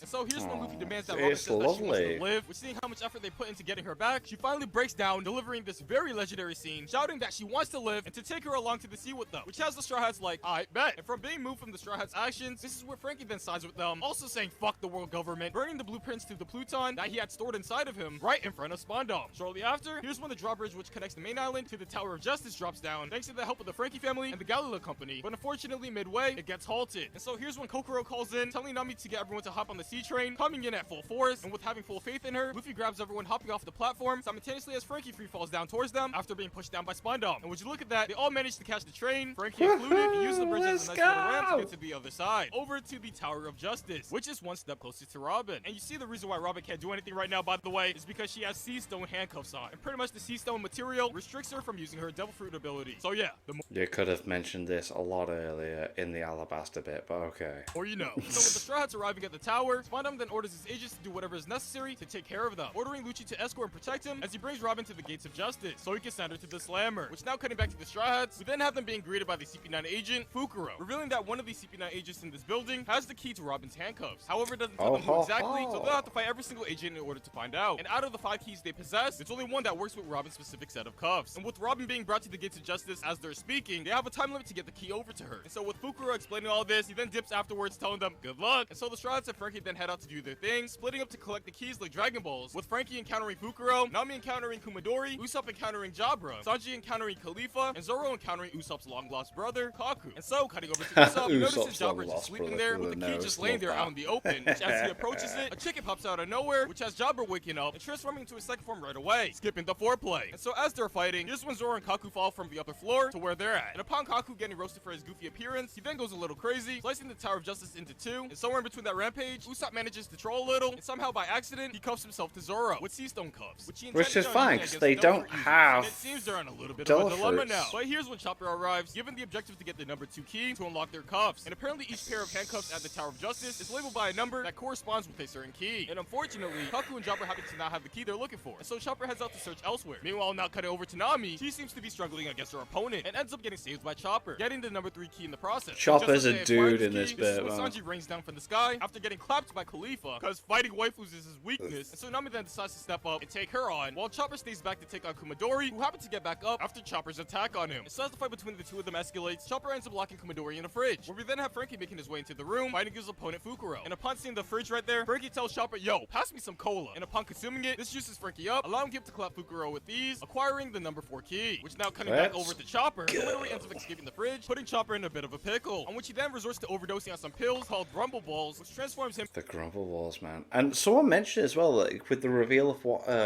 Luffy's Devil Fruit actually is, he could potentially actually use those now. But meh. Into this one very scary monster, and clapping what would happen? Ease, hitting him Ooh. miles away. Which now cutting over to Nami's fight, we got Khalifa over here deciding to just casually get naked and bathe in front of Nami as she gets real soaked up and weakened by her Devil Fruit ability. And oh my god, the thighs! So as their fight progresses, here's when Chopper barges into the room, still going berserk, and picking up the bath that Khalifa was once in, tossing it out of the room, really wasting that Gamer Girl bathwater. However, Sanji manages to get lucky and has that put water those in jars and sell them online. True Gamer Girl essence on him, along with the effects of Khalifa's Devil Fruit nullified. And so now cutting back to the action, we got Nami deciding to pop off here, clapping Khalifa real quick, which shortly after, Frankie makes his appearance, telling Nami that the number 2 key that Khalifa possesses is very important for Zoro and Usopp's cuffs. And with taking it, Nami then hands over 2 other keys to Frankie, which are keys number 3 and 4, telling him to hurry and get these over to Robin. And so now cutting back to our main character, we got him bumping into Chimney, where she then shows him the way of the undersea passage, to which she saw Robin and SpongeBob head down. And with the gate being locked shut, this is when Luffy goes gear 3rd for the first time, absolutely obliterating the gate, and now Luffy's a temporary chibi, as that is indeed the downside of using gear 3rd. It is kind of cute, Forward, like. Catching up to Robin, which SpongeBob then sends out Lucci to handle him, leading them to having a very intense battle. And now cutting back to Nami, she manages to make her way to Zoro and Usopp, freeing them from their cuffs, which now has Zoro going up against Kaku, while Sanji makes a flashy appearance that goes up against Jabra. And so with everyone and their mama heading towards Robin, we got Sanji clapping Jabra with his iconic Diablo Jambang, and Zoro over here. We got some real good fights going on here. Hell yeah. Then both head towards Robin, like everyone else, given some written directions left behind by Chimney. And so now cutting over to Robin, being dragged along by SpongeBob, here's when he accidentally invokes the Buster Call on Enies lobby, and with accidentally activating it, he then accidentally notifies everyone on the island as well, causing everyone to panic and rushing to escape the island. So as SpongeBob is approaching the Bridge of Hesitation with Robin, what an idiot. The finish line that is the Gates of Justice. We got Frankie over here making it to Luffy's location, which with Luffy holding off Lucci for him, this allows Frankie to catch up to Robin, freeing her from her cuffs, as Usopp is over here abusing aimbot and sniping all the Marines in the area. This is when Lucci says fuck it, slashing a hole in the wall to drown everyone who has entered the underwater passage, which seems to be very successful, with the water overwhelming them. But just as things are looking dire, this is when we find out that Kokoro is apparently a mermaid, and manages to drag everyone to safety onto a marine battleship that Frankie and Robin managed to hijack. And so with everyone all reunited now, for the most part, this is when the Buster Call escalates, with the whole goddamn island getting rolled by cannonballs. And really all that's left is for Luffy to finish his fight with Lucci, with Frankie and Usopp over here yelling in the corner to hurry his goofy ass up. And so as Luffy is fighting Lucci, we got the other Straws playing COD Zombies, fighting endless waves of Marines, resulting It's a lot. in Zoro's UB getting absolutely rusted by this one random devil fruit user. And this was one of the OG source from the beginning. But with all the fighting continuing, this is when Luffy gets up like, look at what I learned. Pulling out his trump card, the power of friendship, putting every ounce of his being in this one attack, sending Lucci flying. And oh shit, I think he's GG'd here. And so following Lucci's He absolutely annihilates him when he really does. defeat, this is when the Marines decide to do a little trolling, targeting the Straw Hat's escape vehicle, or I mean ship, which it seems they have nowhere to escape, with all of Enies' lobby being erased by the Yeah, I don't see this going much further than Marineford. Now that we got much time, but alright. What's the call? This is when suddenly Luffy and Usopp hear the voices in their head telling them to jump into the sea. Which, you know what, it's always smart to trust the voices. And so they all follow through and jump into the water, where we then have the Mary spawning. And was actually the one speaking to them telepathically. And so with everyone boarding it, Robin thanks everyone for saving her as they head out to freedom. With Robin, of course, getting her sweet revenge on Spondo, folding him into a whole ass pretzel and snapping his spine like a goddamn glow stick, which was some rather fine ASMR. And so with the Straw Hats making a safe escape, we also got the Frankie family and the Galileo company safely escaping the island as well on the sea train. And man, were the Straw Hats really in a pickle back there. If it wasn't for the Mary, who knows what would have happened. And oh god, it's burning! No, don't do it. I knew he was doing it. I was And like, it seems the Straw Hats happened to come to terms that this is the end of the line for the Mary, with it just absolutely falling apart as they were sailing, and believes it's appropriate to set it to rest in this one legendary ceremony where they say their goodbyes to it. Which then following that, we then got Iceberg and the rest of the Galileo company arriving, bringing them back to Water 7, with Zoro staring at his Yubishiri like, damn. Where did I go wrong? But anyways, with everyone now back at Water 7, Frankie brings up what he spent the 200 million berries on, which is this rare material called atom wood, essentially an indestructible material, which he plans to build his final ship. yeah, so he can build a new one, but he can't.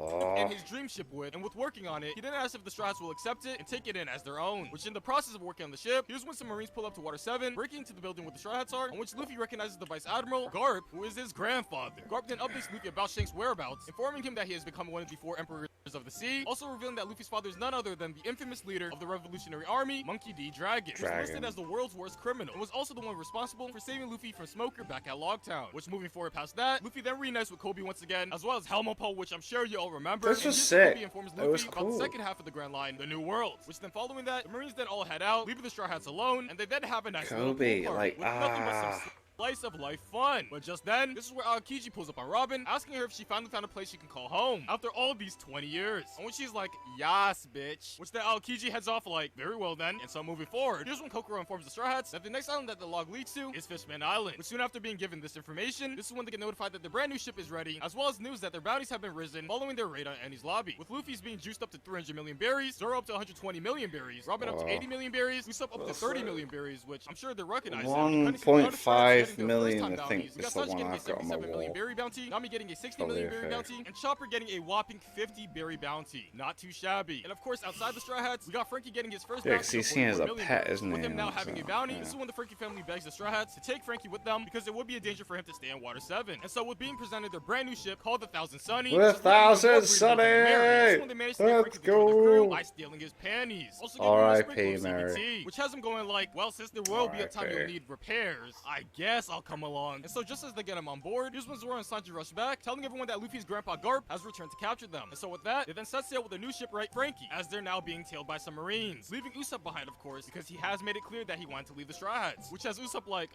guys, I think don't you want to forgot someone. actually With do Sunny getting that. further and further Yeah. away, he then breaks down apologizing for his actions, getting down on his goddamn knees, which has Luffy like, here's a hand, bro, pulling Usopp back on the ship, and it seems they're all reunited now. Welcome escaping back to the Marines by team. blasting Yeah, off yeah, on the yeah. Sunny, which has Garp like, that's my grandson. And so with evading the Marines, the Straw Hats now set sail towards Fishman Island. And as they do that, we now cut over to Ace finally catching up to Blackbeard to get his revenge. This is where Blackbeard reveals his dark fruit abilities, no. allowing him to absolutely suck everything in existence into a black hole. And yeah, we get this one final epic clash with the narrator telling us that this fight will lead to triggering a great event, which is yet to come. And I wonder what that means. And so moving forward past that, we then got the Straw Hats entering not a ready snow for biome it. once again. Wait, did we Not just ready get to see back it to Drum again. Island? Oh wait, never mind. This is a filler arc. Skip this shit. And so moving forward, we now get the Straw Hats sailing the Thank seas, you. and they then discover this one barrel, thinking it's some treasure. And upon opening it, a red flare shoots up into the sky, which has Robin wondering if this is a trap set up to target them. Shortly after, the Straw Hats then enter the foggy Florian Triangle, where they encounter this one spooky ship that has everyone shaking in their boots, with this one skeleton on it singing yo ho ho ho. And oh my god, I think they found Santa. But it seems like it was a false alarm, with the skeleton being named Brooke, and he goes on telling his backstory of him being one Brooke. of the musicians for his crew. I was They all just got wrong. wiped out Oh, one day, I'm a Brooke dick. revive fruit, Brooke. reanimating him as the last man standing. Which then following explaining his life story, here's when Nami pulls up with the mirror, and oh my god, not his reflection. Why in the couldn't I show, remember which his Baroque name? explains the reason for that is because his shadow was stolen, and if he gets exposed to sunlight, he will disintegrate out of existence. And so shortly after explaining all that, this is when this one ghost suddenly appears on the Sunny, and after feeling a rumble within the ship, this is when they find out that they've been closed off by a gate in the back of their ship, and really only have the option to explore what's in front of their ship, which is this one island that Thriller happens to spawn in front of bark. them, which later they find out that it's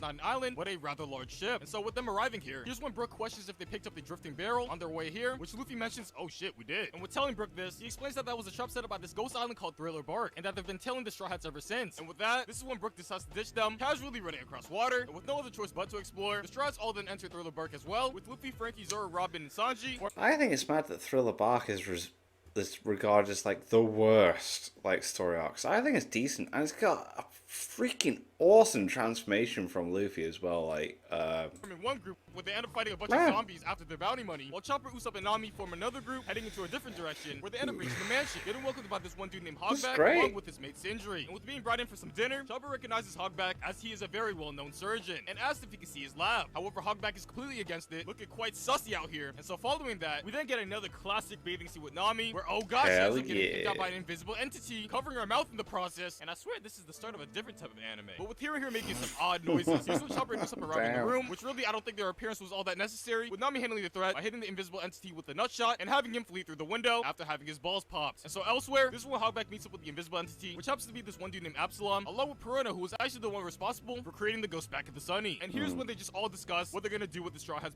bounties, scheming behind their back. And so moving forward, Absalom then gathers a bunch of zombies to start the night raid, with the objective to capture the Straw Hats. Joining him, he also got Perona and Lola, who's a zombie obsessed with making Absalom her husband, which with learning that he has chosen Nami as his waifu, Lola then sets her sights on eliminating her. So now cutting back to Luffy's group, upon defeating the zombies, they then get educated that the boss of the island is a dude named Moria, and he happens to be known to stealing people's shadows.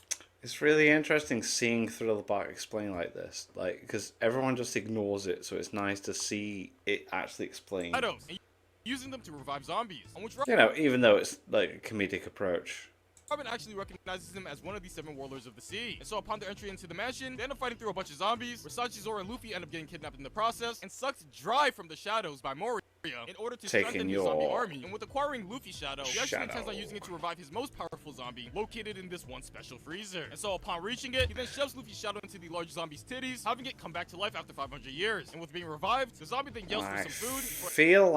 Still feel like this is going to be something that's going to come back as well. I feel like all the small moments that have happened in the past, that just everyone's just hated on, it's going to be big. Skypiea, this, I feel like, you know, there's going to be really big, impactful moments coming back from it. Heading out on a nice little rampage, because he happened to inherit some of Luffy's personality from his shadow. So now cutting back to Nami's group, they happen to get attacked by Absalom, and as a result, he abducts Nami, disappearing with her, so he can have a nice little wedding, because she is indeed best girl. And so moving forward, now cutting to Brook over here, Nico his Robin. samurai zombie to claim his shadow, he ends up having a really epic battle with him. However, unfortunately gets rolled. But this is when Zoro and Frankie come around the corner to back him up, and with Zoro being the master swordsman, of course he takes on this fight in a nice 1v1, and you all already know Zoro, he don't take L's, slapping the legendary samurai Ryuma, and acquiring his legendary katana called Shisui. And oh yeah, Brook gets his shadow back afterwards. Moving forward, we then got the Straw Hats outside of Nami, returning back to the Sunny, where they find out they've been robbed. Also finding Luffy, Zoro, and Sanji's bodies just laying here after having their shadows stripped. And so with all of them reunited, they then update each other about their situations, with Nami being kidnapped for a silly little wedding, and how Brook mentioned to them that he was actually a part of that one crew that left Laboon waiting back at Reverse Mountain. Laboon, years, so he can see Laboon again, which has Luffy like, crazy how things come full circle like this. And so moving forward, the Straw Hats then head out for their counterattack to reclaim Could be a while yet, and to also save Nami. In the process of their little raid, this is when Luffy's zombie falls on them, separating Luffy, Chopper, and Robin from the rest of the group, which has Robin and Chopper bumping into Hogback, while Luffy goes on ahead to face Moria in the freezer, having trouble against his Kagebushin no Jutsu. And so now cutting over to Zoro's group, they happen to find the way into Perona's room, where they encounter Perona herself, with eyes built like a whole-ass me character. And with them entering the room, she then sends out her ghost on attack mode, which apparently causes depression through contact. However, it doesn't really affect Usopp, because if you really think about it, you can't get depressed if you're already depressed, right? And so with Usopp being then tells the rest to go on ahead. Damn, that's funny. Having a bit of a struggle against her, Usopp figures out that this isn't Perona's real body. He happens to find Perona's real body in this one room. And with doing so, he then does the combo of shooting cockroaches at her and bonking her with a very real and not prop toy hammer whatsoever, knocking her out. And so moving forward, we then got Hogback telling his backstory of him being a massive simp and cuck for Sindri, and upon her death, digging up her grave to revive her, which has Chopper disgusted in using his talents for such a thing, and no longer respects him as a doctor. This is when Luffy's zombie drops by, crashing into Chopper in Robin's room, and damn, it seems Hogback gets hit in the crossfire, which honestly, I think the zombie's doing more harm than good for the villains if you ask me. But anyways, now cutting over to Nami's very consensual marriage. Just as lip contact is about to be made, here's when Nami snaps back awake, dodging that shit, which then shortly after, Lola makes her appearance, crashing the whole wedding, cause she can't stand the NTR. I'm absolutely tired of her shit. He claps her real quick, which has Nami like, oh hell no, ain't no way you did that to my girlfriend, Miss Piggy. And oh wow, it seems Lola is actually alright. And so Nami heads out, leaving her to do her thing, as she now searches the mansion for some treasure, which upon inspecting it for a bit, she finds out through these zombie chipmunks that Piranha is currently taking the Sunny along with his treasure as they're speaking. And so with returning to the Sunny, she finds Piranha out here loading the ship, ready to leave. But this is when this one big ass dude appears behind her, holding a Bible. Oh my god, this dude's so epic. Who happens to be a guy named Kuma? And it's also one of the 7 warlords of the sea. And with him making his appearance, he then does a little magic trick, making Piranha disappear. Which then following that, Kuma then questions Nami about Luffy having an older brother, which she's like, yeah, his name is Ace. And upon giving this information, Kuma is then like, very well then, heading off, leaving Nami wondering if he's after Luffy, and heading to the battlefield to let everyone know. Upon her arrival, she finds that most of the Straw Hats are going up against Luffy Zombie, being controlled by the man himself, Moria. And oh god, it's a fucking massacre! Everyone is just down. So now cutting over to Luffy over here, he happens to be chasing Moria through the woods, however finds out that he's been chasing a clone this entire time. How very baka baka. And so shortly after, here's when he bumps into the Buggy Pirates, who all had their shadow taken by Moria, and they're like, wait, are you the main character? Yo, and then her thing later on. Oh, man. And with Luffy being their final hope, they then shove endless shadows down Luffy's throat, and with him making his appearance on the battlefield, coming in for the save and taking on his own zombie, we find that those shadows actually pack-a-punched him, allowing him to give his zombie some work and absolutely annihilating it before exhausting all his energy, which it seems that was all for nothing, with his zombie getting right back up, leading the Straws to reassemble again, and with the power of teamwork, they managed to pull through and clap it once more. Which the power of friendship! That was over, absorbing every single zombie shadow onto Labarque, and oh god, he's looking very terrifying, but this is when the main character steps up once again, forcing every shadow out of Moria's body by having the entire mansion fall on his tummy. And when doing so, all the shadows then return to their original owners right on time as the sun comes out. And so following that very intense battle, Luffy is then out of commission once again, with Kuma over here at a distance, spectating the whole thing, which he then gets a call from the oh my god, here we go. Here we go. Government to exterminate everyone on their Labarque to cover up Moria's massive L. And so he gets to business, taking off his gloves and flash stepping towards everyone. The most epic moment. And he's like, alright, well, I think it's time we wrap things up here. Creating this very large paw bomb using compressed air and compressing it into a smaller size before releasing it, which it seems to do quite a bit of damage to Thriller Bark along with the people on it. And oh shit, I think everyone's dead. Kuma then tries to capture an easy bounty, but the legend himself Zoro steps up, out here defending his captain, and here upon we having go. a little exchange, finds out that Kuma is actually a cyborg, which Kuma then corrects him saying, actually, I'm not a cyborg, I'm an incomplete human weapon created by the world government called the Pacifista, developed by the Marine's head scientist, Dr. Vegapunk. And following that, Zoro then proposes a deal to take his life in return of allowing Luffy to be left alone. And this is when Kuma is like, oh wow, I kinda fuck with you now, saying that he won't harm Luffy, but makes an alternative deal to extract all of Luffy's pain from his previous fights and have it be transferred directly into Zoro. Which Zoro is like, yeah, sure, I got this. And upon taking a small sample bite of the pain, he spazzes out, nearly rolling him, which then following that, Zoro then requests to bring this to another location, mentally preparing himself before taking it all up the butt. And in the process of taking it, here's when everyone wakes up following Kuma's nuke, and Sanji happens to locate Zoro over here, standing in blood, which then Sanji questions him about what happened with him and the Warlord, on which Zoro delivers the very iconic Please say it. legendary scene telling him that nothing happened. And so following all that, we now got everyone celebrating Moria's defeat, and here's when Luffy informs Brooke that Obun is alive and well and is still waiting for him, on which with hearing this, he's then overjoyed with the news, followed up with asking Luffy if he could join his crew, after being asked by him initially when they first met. And so with Luffy accepting him in, Brooke is now the 9th member of the crew, revealing that he previously had a bounty of 33 million berries, but that was when he was alive. And so moving forward, before all the Straw Hats set sail, Charlotte Lola, the captain of the Rolling Pirates, who is a shadow connected to the Miss Piggy zombie, gives Nami her mother's V-Ray card, telling her if they ever run into any trouble, they can use this. Mate, that actually becomes such a thing later as well. It's so mad. To get to her.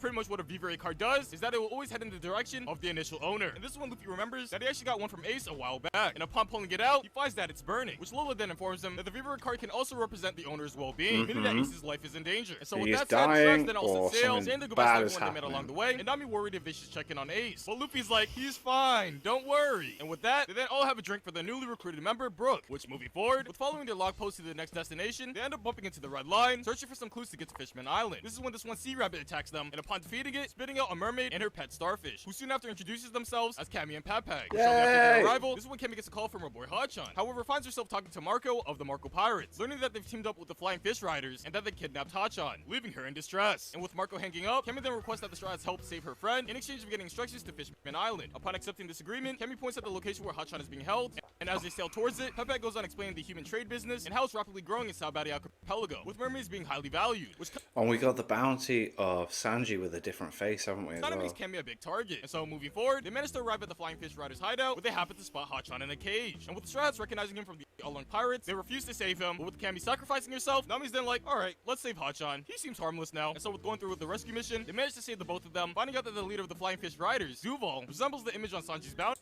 Yeah, that's the one. There we go. which has pretty much ruined his life and making it his life goal to get revenge on him. And so as Duval is rushing towards Luffy on his bull, this is where Luffy stares into the bull's soul and knocking it out with some unknown force. And who knows, this may Haki. just possibly be foreshadowed. But with Yeah, it is. successfully rescuing Hachan, here's when the Straw Hats decide to wrap things up, blasting the Flying Fish Riders with the Sunny's cannon, eliminating all of them. And Sanji out here does the honors of stopping the fuck out of Duval's face, because it was just too ugly for him. Afterwards, the Straw Hats, Kami, Papag, and Hachan all then set sail towards Sabaody Archipelago, as that is the first stepping stone to getting to Fishman Island, which on their way there, while enjoying some of Hachan's god-tier takoyaki, they get a visit by the Flying Fish Riders once again, but this time around they seem very friendly, with Duval thanking Sanji for rearranging his face just like that one Squidward episode. Following that, Nice. Duval then gives his number to the Straw Hats for if they ever need help, before heading off with this newly reformed group called the Rosy Life Riders. And so moving forward, as they're getting closer to Sabaody, Papag and Kami go on explaining the two known routes to get into the second half of the Grand Line, the New World. The first one being through Mary's Raw, on the top of the Red Line, which is the capital of the rogue government. Since they're pirates, I don't think they're allowed. Which leads them to the second method, which is through the ocean floor passage at the bottom Down of the Red Line, below. which leads directly to Fishman Island. And since it's located 10,000 meters underwater, they'll need a special coat on their ship to withstand the water pressure. And so upon their arrival at Sabaody, which is looking rather bubbly, we got the majority of the Straw Hats heading out, while Usopp, Sanji, and Frankie stay back to watch the Sunny. And so with now being here, Hachan then goes on explaining the reason for bringing them here, which is to find this one very skilled coding craftsman named Rayleigh. Also following up warning the Straw Hats about the world nobles on the island, also known as Celestial Dragons, who are descendants of the creators of the world government, and urges them Oh, not they're to engage pricks. with them. And so Absolute moving forward, we now pricks. get the Straw Hats splitting up a little here, with Nami and Robin doing a little shopping, Zoro going on a nice little walk on his own, while Luffy, Brook, Chopper, Kami, Papag, and Hachan head out to do business to find Rayleigh, with the first destination being Shaki's ripoff bar, where they are then greeted by Shaki. Surprisingly. And apparently she's the wife of Rayleigh, and through their short interaction with her, she explains that Luffy and Zoro are part of the group of pirates called the Worst Generation, which are rookie pirates that happen to have bounties exceeding 100 million berries, with Luffy's being the second highest, next to a pirate that goes by the name of Kid, who's ranked number 1. And so moving forward, with Rayleigh not being here, The new they head out of the generation bar, is saying their goodbyes to Shaki starting and continuing to their search. However, grow. somewhere in the middle of it, they manage to get distracted by the Sabaody Park, where Kami happens to get kidnapped. And upon notifying the entire crew about it, Sanji resorts to calling the Rosy Life Riders for assistance, and using their boatmobiles to get around Sabaody, and to search for leads to Kami's whereabouts. And so moving forward, with the help of the Rosy Life Riders, they manage to locate and pick up all of the Straw Hats all around Sabaody, giving them some transport, where Usopp soon after happens to gather information about Kami, and that she's being sold off at an auction house at Grove Number 1. And with notifying the whole crew about it, the first ones to make it there are Sanji, Nami, Chopper, Frankie, and Hachan, finding all these nobles, indulging in some bidding, where soon after Oh, this is where, like, Luffy just punches the guy right in the face. It's so Kami is epic. presented and sold off to this very handsome Celestial I love that he just fights against everything that's just wrong in the world. Dragon for 500 million berries. But here's when the main character pulls up alongside Zoro, making his way down the aisle to get Kami back real quick. But Hachan is like, no. And goddamn, he ends up getting shot by the same dude who bought Kami, and even had the audacity to Fortnite dance on him, which has Luffy livid, walking up to him in a very casual and very angry manner, turning the Celestial Dragon's face inside out with one of the meanest in anime, sending him across the map, not giving a single fuck about his status. Which Take then following that, here's when an motherfucker. all-out war breaks out between the guards and the Straw Hats, where soon after Robin, Brook, and Usopp arrive to join in on the fun, while Kid and Law's crew are just chilling in the back, spectating the whole thing. And so in the midst of all this chaos, here's when this one other Celestial Dragon targets Kami, seeing that she's seemingly important to the Straw Hats. However, right before she was able to pull the trigger, she gets KO'd by some unknown force produced by Rayleigh, who was in the back imprisoned by choice for his own reasons. And so Haki. following KOing this one Celestial Dragon, he then proceeds to KO the rest of the guards in the auction, which Hachan then goes on explaining that this force he's producing is actually something called Haki, which allows the user to utilize their own spiritual energy for various purposes, and was also the very thing that Luffy took out that bull with way back when. And so with all the guards wiped out, Rayleigh then helps Kami escape, freeing her from her explosive collar, and here's when the whole auction house gets surrounded by the Popo, aka the Marines, which has the worst generations, Luffy, Kid, and Law heading out to handle business, flexing their devil fruit abilities on them, and after talking a little shit with one another, Take him down, boys. Take him down. here's when the Rosy Life Riders arrive, picking the Straw Hats up to flee the area, bringing Kami and Rayleigh along. Following their escape, they make their way back to Shaki's bar, where it's revealed that Rayleigh was actually the vice captain of the Roger Pirates, which is the reason why this man is just I loved that reveal as well. I loved it. I was like, yo, this is sick. What else is he gonna, like, you know? Following that, Rayleigh then reveals that Goldie Roger wasn't actually captured by the royal government and actually turned himself in after catching a fatal illness, and was like, well, if I'm gonna die, I guess I'll die a legend in my hometown, Loguetown. So I have to God, explain the all way that. I Rayleigh's want then like, to, alright, enough yeah. story time, time to code that damn ship. But here's when Robin questions him about the Void Century, as well as the Will of D, which has really responding like, oh, you mean the Will of D's nuts? Did I just joke in 2023? But anyways, with asking about the Void Century, really is then like, you know I was with the King of the Pirates, right? And I could just spoil everything right here. Because this bit, then Luffy goes, I do not want to know, don't you dare. Here and now. Robin's like, never mind, I'm good. On which Usopp then pops up asking about the One Piece, which has Luffy going like, shut the fuck up! Don't you dare! Don't you dare say, yeah! The bar, with Rayleigh giving each of them a V-Break card, telling them to return to him in 3 days, and their ship should be ready and coded by then. And so with the Strats now parting ways with Rayleigh, here's when they come in contact with the Pacifista, which are practically cyborg military clones of Kuma, created by the world government. And after struggling against it for quite a bit, they managed to defeat this one bot, exerting quite a hefty amount of energy. However, unfortunately for them, it doesn't stop here, with Sentomaru, the commander of the Marine Science Unit, arriving with another Pacifista, which has We the got Strats going more. like, oh shit, We got what the fuck? more. Splitting up into 3 individual groups, with Sanji's group getting intercepted by the Pacifista, Luffy's group getting intercepted by Sentomaru, and Zoro's getting intercepted by the Admiral Kizaru, who recently arrived on the island after being notified about the Buggy Pirates over here. So with Strats in this dilemma, here's when the legend himself Rayleigh comes in clutch, holding up Kizaru for them, and this is when Luffy orders his whole crew to book it, because they're just too low leveled for this shit. However, here's when the real deal Kuma appears on the battlefield, taking off his gloves, and one by one, making each of Luffy's crew members disappear this is before his emotional as eyes. fuck. Which has Luffy going like, surely this is just a bad dream, right? But with Robin being the last one that Kuma targets, Luffy then desperately reaches out to save her, but as a very fast man once said, "You're too slow."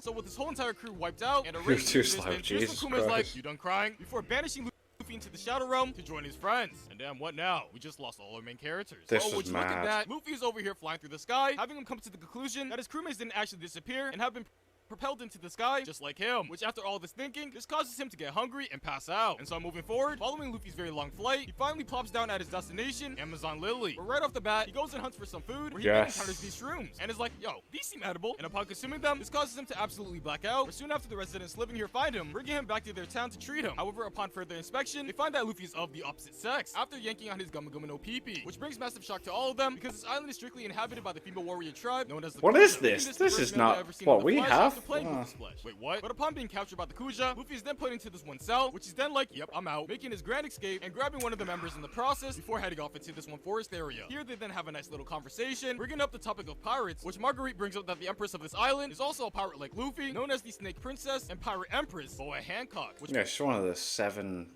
warlords of the sea, and she, Boa Hancock. Oh, I'd get on that. Following her explaining all that, Luffy then asks her if he can borrow a ship so he can get off this island and find his crewmates. But Marguerite gives him the news that this island is located on the Calm Belt, which is known to inhabiting giant sea kings. And the only possible way off this island is through the use of Hancock's ship, specialized for this environment. Which now cutting over to Hancock, we got her and her crew returning to Amazon Lily, where she's then What a by the babe. Marines, and with her being What a one of the babe. warlords of the sea, she's then informed about Ace's execution that is scheduled to happen and has been summoned to partake in the potential war against Whitebeard. And if she declines, they'll strip her from her warlord status and will void their treaty between the Kuja and the world government. Which she says fuck that shit, making all the Marines fall for her and using her level up fruit, turning all the Marines into stone. Aside from Vice Admiral Momonga, who has chronic post-nut clarity. And so moving forward, as Luffy searches around for someone who can lend him a ship, here's when Luffy falls straight down into the bathhouse that Hancock's in, so unfortunately having the main character cliche curse. And upon getting a glimpse of her back, he spots a mark on which he somewhat recognizes. But here's when Hancock's sisters come in, trying to exterminate Luffy for viewing the forbidden mark on her back, and in the process of Hancock trying to seduce Luffy so she could turn him into stone, it seems it's ineffective against them due to him having an immunity to waifus. And so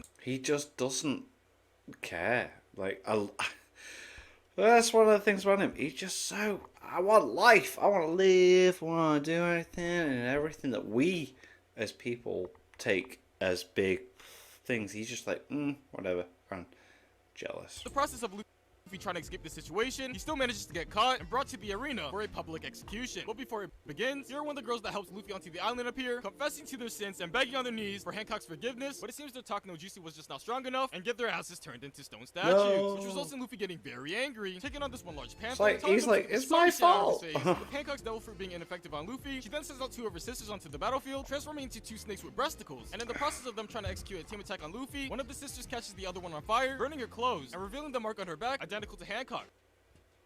But here's when Luffy jumps on top of it, saving it from being exposed, telling her that he's got her back. Yeah, because he knows, and I love that.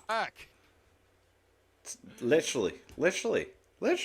I see what the joke you're making, but yeah. Afterwards, Hancock then orders everyone in the stadium to evacuate, warning them that if they look at her sister's back, they'll be turned into stone. And so with the stadium now cleared, Luffy then turns over to Hancock like, you my next opponent or what? Followed up with requesting that she returns his Kuja friends back to normal. And so here's when Hancock decides to hit Luffy up with an ultimatum, giving him a choice between using her ship to escape the island or saving the girls that were turned into statues. And without hesitation, Luffy goes with the girls, having everyone all shocked at the fact that a man could be this selfless. And so moving forward, following saving the girls, Hancock then brings Luffy back to Like, as if men could be nice, you know?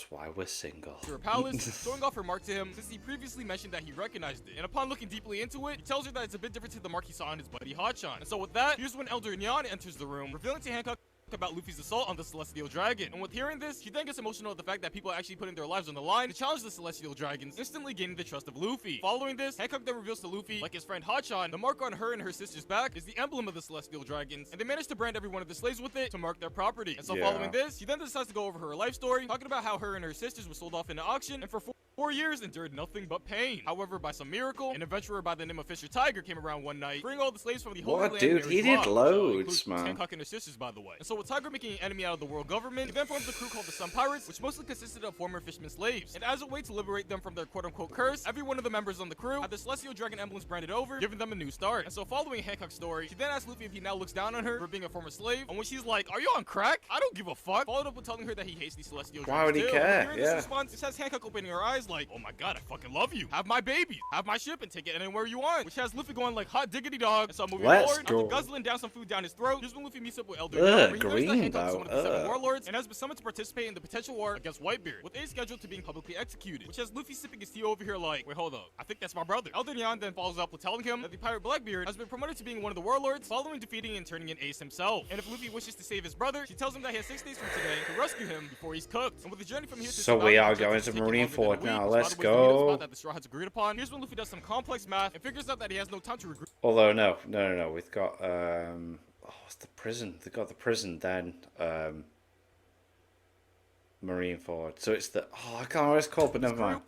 And we'll have to head directly to Impel Down, where Ace Impel Down, that's the one. Elder Nyan informs him that by marine ship, he'll be able to reach there in 4 days with the cheeky little shortcut they use. And the only viable way to get on one is to convince Hancock to accept the summons that she previously declined. And so upon arriving at the palace, they find Hancock dying over here from a sickness, but gets up unfazed the second Luffy asks her a favor. And upon hearing Luffy out about boarding a marine ship, Hancock is like, "Sure, anything for you, honey." Which Elder Nyan realizes that she's been diagnosed with love sickness, the deadliest one of them all. And so with Hancock agreeing to get Luffy on a marine ship, here's where we have her say her goodbyes to the Kuja, returning back to Vice Admiral Momonga and taking back what she said, agreeing to come along to Impel Down. Which has him questioning what changed her mind, but with the classic Tsundere response, she manages to get through with Luffy hiding underneath her clothing. And yeah, with that, we now have them setting sail to rescue Ace, which now cutting over to the other Straw Hats whereabouts, because we can't forget about them. Well, obviously not. Yeah. Island with Aria, learning more about the science of clouds. Frankie over here Everyone called Katakuri Island expands on their abilities. Love this. The Torino Kingdom with a bunch of animals and information about medical history. Sanji at Momoiro Island getting chased by these absolute beauties. Robin at Tequila Wolf with this one very epic bridge. Rook at Nakakura Island, which is a whole ass island ran by a cult. Usopp at Boyne Archipelago, where he bonds with this one other character who happens to be on the island as well. And Zoro at the Kuragana Island, where Piranha was also sent to way back when. And this is where Zoro manages to receive some mentorship from the warlord himself, Mihawk. Apparently this is where he lives. And how have I not mentioned that he was a warlord yet, when he was literally the first one we ever saw? God, I suck at writing scripts. But anyways, with all that said, they all then get their little training arcs on specified individual islands, where they all happen to have their handy-dandy V-Ray card with them for when the time comes when they all reunite back at Sabaody. And so moving forward, now cutting back over to Luffy and Hancock, they manage to make their way to Impel Down, where Hancock is Impel Down's incredible. I love it.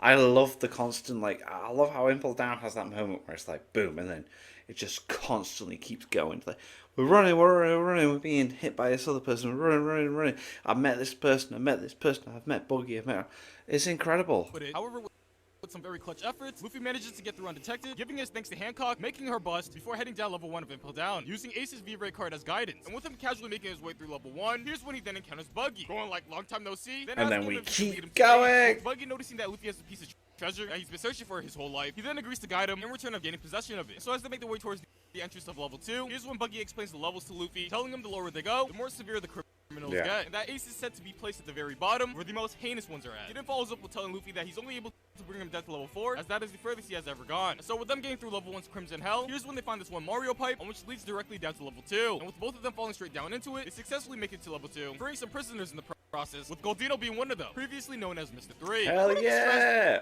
Doing back at the Sunny? Oh wait, this is just a filler arc. But now cutting over to Ace's cell, oh, we find out that he's been put in the cell with the former warlord Jinbei, who was imprisoned due to being the only warlord Jinbei, let's go! He's willing to give up anything to prevent this war from happening, as a way to repay Whitebeard, who saved his hometown Fishman Island way back when. And so now cutting over back to Luffy's little group, we now have them fighting through level 2, where they end up bumping one creature, shattering the ground beneath them, and dragging them all straight down to level 3. Out here speedrunning in this bitch. And with them landing in the beautiful heat of level 3, they end up bumping into some guards, which as Luffy handles them, here's when Buggy and Goldino sneak away from Luffy, ditching approaching him so they can try to escape the prison together, which has Luffy going like, "Whoop, I don't give a shit, but thanks for the help though." Alright, nice one, guys. Here's when he encounters Bankley, who was recently freed by Goldino, and with having a common interest, he tags along with Luffy with the goal to search for a prisoner here named Ivankov. And so with Luffy's infiltration on Impel Down, here's when the Chief Warden Magellan gets word of his entry and sends his forces to gather at level 4 to cut him off. And so as Luffy and Bankley are finding their way through level 3, they manage to find the pit that leads down to level 4, and just as they reach here, this is when Buggy and Goldino make their appearance, getting chased by this one jailer beast. But with the power of teamwork, they manage to pull through, clapping it, which results in the floor below them crumbling into pieces, forcing them all down to level 4, when Magellan and his troops are already posted up, defending both of the exits here. So with Luffy and Bankley heading one way,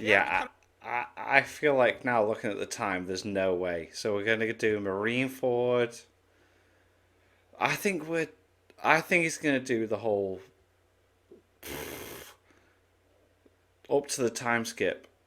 Yeah. The big daddy himself, Magellan, which Bankley warns Luffy about the dangers of his venom. The acid, alone, the hard-headed, and is like, I don't give a fuck, landing a solid hit on Magellan, which has him going like, God damn, this shit hurts. And so as the fight progresses, he ends up getting more and more poison in his system from physical contact to the point where I guess he dies here. Meanwhile, cutting over to Goldino and Buggy's POV, they arrive at the gate which leads back up to level 3. However, find it being guarded by Vice Warden Hannibal and his squad, which leads to them getting captured as a result. However, just as they were gonna get taken away, Bankley arrives at the scene, taking on Hannibal in a 1v1, and somewhere in between, manages to outplay him by transforming into Nami and using her personality to lure him into a cheeky little ambush, which after tying his ass up, he then takes his form, and using Buggy and Goldino as leverage, Bankley then goes on a rescue mission to save his pal Luffy, coming up with the plan Let's go! Best friends forever! But first, he has to find Luffy, and so with dragging Buggy and Goldino along, he brings them down to level 5, playing the role as Vice Warden, and upon entering this level, he then sets the both of them free, as he now searches for Luffy, which fast forwarding a little, he manages to find him in this one cell, freeing him, and now continues his search for Ivankov. But it seems the search is cut short here, with him getting surrounded by wolves, but this is when Luffy gets up with sheer willpower, knocking them all out with the use of haki, before passing out alongside Bankley, which soon after, this one mysterious person pulls upon them named Inazuma, bringing them both to safety. And so moving forward, we now got Bankley waking up in this one new place where he just finds a bunch of people partying. And right before his eyes, he sees Ivankov performing on stage, welcoming Bankley to level 5.5. Hell yes, let's go! Prisoners, located in between levels 5 and 6, with level 6 established to being the lowest. And so as Ivankov is performing, here's when this one dude just pulls up with a whole ass cannon, acting foolish out here, giving Ivankov the opportunity to flex his abilities real quick with his explosive winks and the ability to manipulate hormones, transforming this one dude into a woman. Following this, Bankley then takes this moment to beg Ivankov to save his friend Luffy, but Ivankov is like, I'm already on it, bringing Bankley to the room where Luffy is being held after receiving his hormone-based treatment that will unfortunately cost him 10 years off his lifespan if he survives it. Which there's a 3% chance. And oh shit, would you look at that? I missed that as well, sorry. Wow, which we now have him guzzling down some so food. He lost some out here, like, that one Krabby Patty episode. And with making a full recovery, Luffy then gets updated about his location, which he then asks Ivankov for guidance to get to Ace. And upon finding out that Luffy is the son of Monkey D. Dragon, the leader of the Revolutionary Army, he's obviously gonna be like, right, let's go! The commanders of the Revolutionary Army, and is actually close friends with Dragon. So with this being his son, Ivankov hastily decides to help Luffy, heading straight to the stairway which leads to level 6, taking care of some guards on the way. And with them arriving at level 6, at Ace's Jinbei, let's go! Ooh, you just missed him. And it seems Ace is now currently being transferred Jinbei to the Marine headquarters, Marineford, for his execution. And so following getting this news, this is no. the whole level on lockdown, disabling the elevator as well as blocking off the flight of stairs they took to get here, giving them no means of escaping. But this one Crocodile in one of the cells goes like, yoo-hoo! You know I can get you all out of here by creating a hole in the ceiling, right? And with Luffy reluctant with the idea of freeing Crocodile, Ivankov offers to keep him in check by blackmailing him with the weakness he knows. And this is when Jinbei over here is like, yo, get me too. And so with freeing Jinbei and Crocodile, they then all head what over a team they organized. Oh, this is so sick. Formerly known as Mr. One. Yo, just keep adding to it. Let's go. Yes. Cut off by Hannibal, on which Luffy then has a very intense 1v1 with him. Holy crap. Which soon after Impel Down's sick. He's just casually strolling down Impel Down, getting Hannibal out of the way real quick with no respect. And this is when Luffy discovers that Blackbeard was actually that one person he met back on Jaya, and with recalling that Blackbeard was actually the one responsible for Ace's capture. This has him fuming, throwing a very solid punch at him, ready to go crazy. However, is then stopped by Jinbei, reminding him of the mission at hand. And despite him wanting to finish the fight, Luffy gets his priorities straight, heading straight towards level 3. So as Luffy and his allies are making their way up to level 2, so when Magellan makes his appearance once again, going after them, wondering how the fuck Luffy survived his poison, which as he makes his way towards Luffy, he ends up encountering Ivankov along with Inazuma, here to hold him off. And so with them doing that, Luffy progresses up Impel Down, reuniting with Let's go, team! And oh dear, seems Magellan catches up to all of them. God damn it, you guys had one job. And so as Luffy and the others are dealing with Magellan, here's when we got Jinbei along with a handful of others making their way to the main entrance, opening the gates to freedom. However, find out real quick that the Marines have moved all the ships away from the prison, giving them no way out, which then Jinbei gets a brain blast, ripping off one of the doors and using it as a raft to get to the ship. Let's ride this forwards, team! Traveling to the ships and rolling some Marines in the process, they managed to successfully secure a ship for their escape. And so now cutting over back to Luffy's POV, we got Magellan deciding to go tryhard mode, unleashing its final form, and having everyone run for their lives towards the main entrance. But soon after Ivankov and Inazuma make their appearance after failing us, and Jinbei communicating to Luffy to have everyone jump into the water so they could be brought to safety. And since he's a friend of Ace, he trusts him, instructing everyone to board Ivankov's big ass head. And so with everyone clenching their cheeks as Magellan is slowly closing in on them, Ivankov pulls off a clutch wink, launching everyone towards the water, where Jinbei then summons a bunch of whale sharks. Let's go, let's go! So everyone is all safe, but not really, because they end up getting shot at by a fleet of Marines. And it seems the gates of justice is closed off as well, giving them no way to escape. But would you look at that, by some miracle it opens up, giving them a chance. And this was because Bon Clay actually stayed back to open the gates for them. Yeah, he did. What a legend. Absolute beast. That it was him. He calls him like, bro, you didn't have to do this, man. Thanking him before Bon Clay He's like, no, we are friends. At any cost. And with the gates shutting here, we are friends, and I will be friends with you forever, and I'll do the friend thing I need to do as a friend. Cuts off the signal between the transponder snails, have everyone just crying over here, except Jinbei, and this one dude regretting his whole entire life. But anyways, with Luffy now making his way towards Marineford, we now got Ace being placed in the main stage in front of the whole world to see in 144p for his execution, where Fleet Admiral Sengoku reveals that Ace is indeed Goldie Roger's son, which shocks the whole world and I guess Ace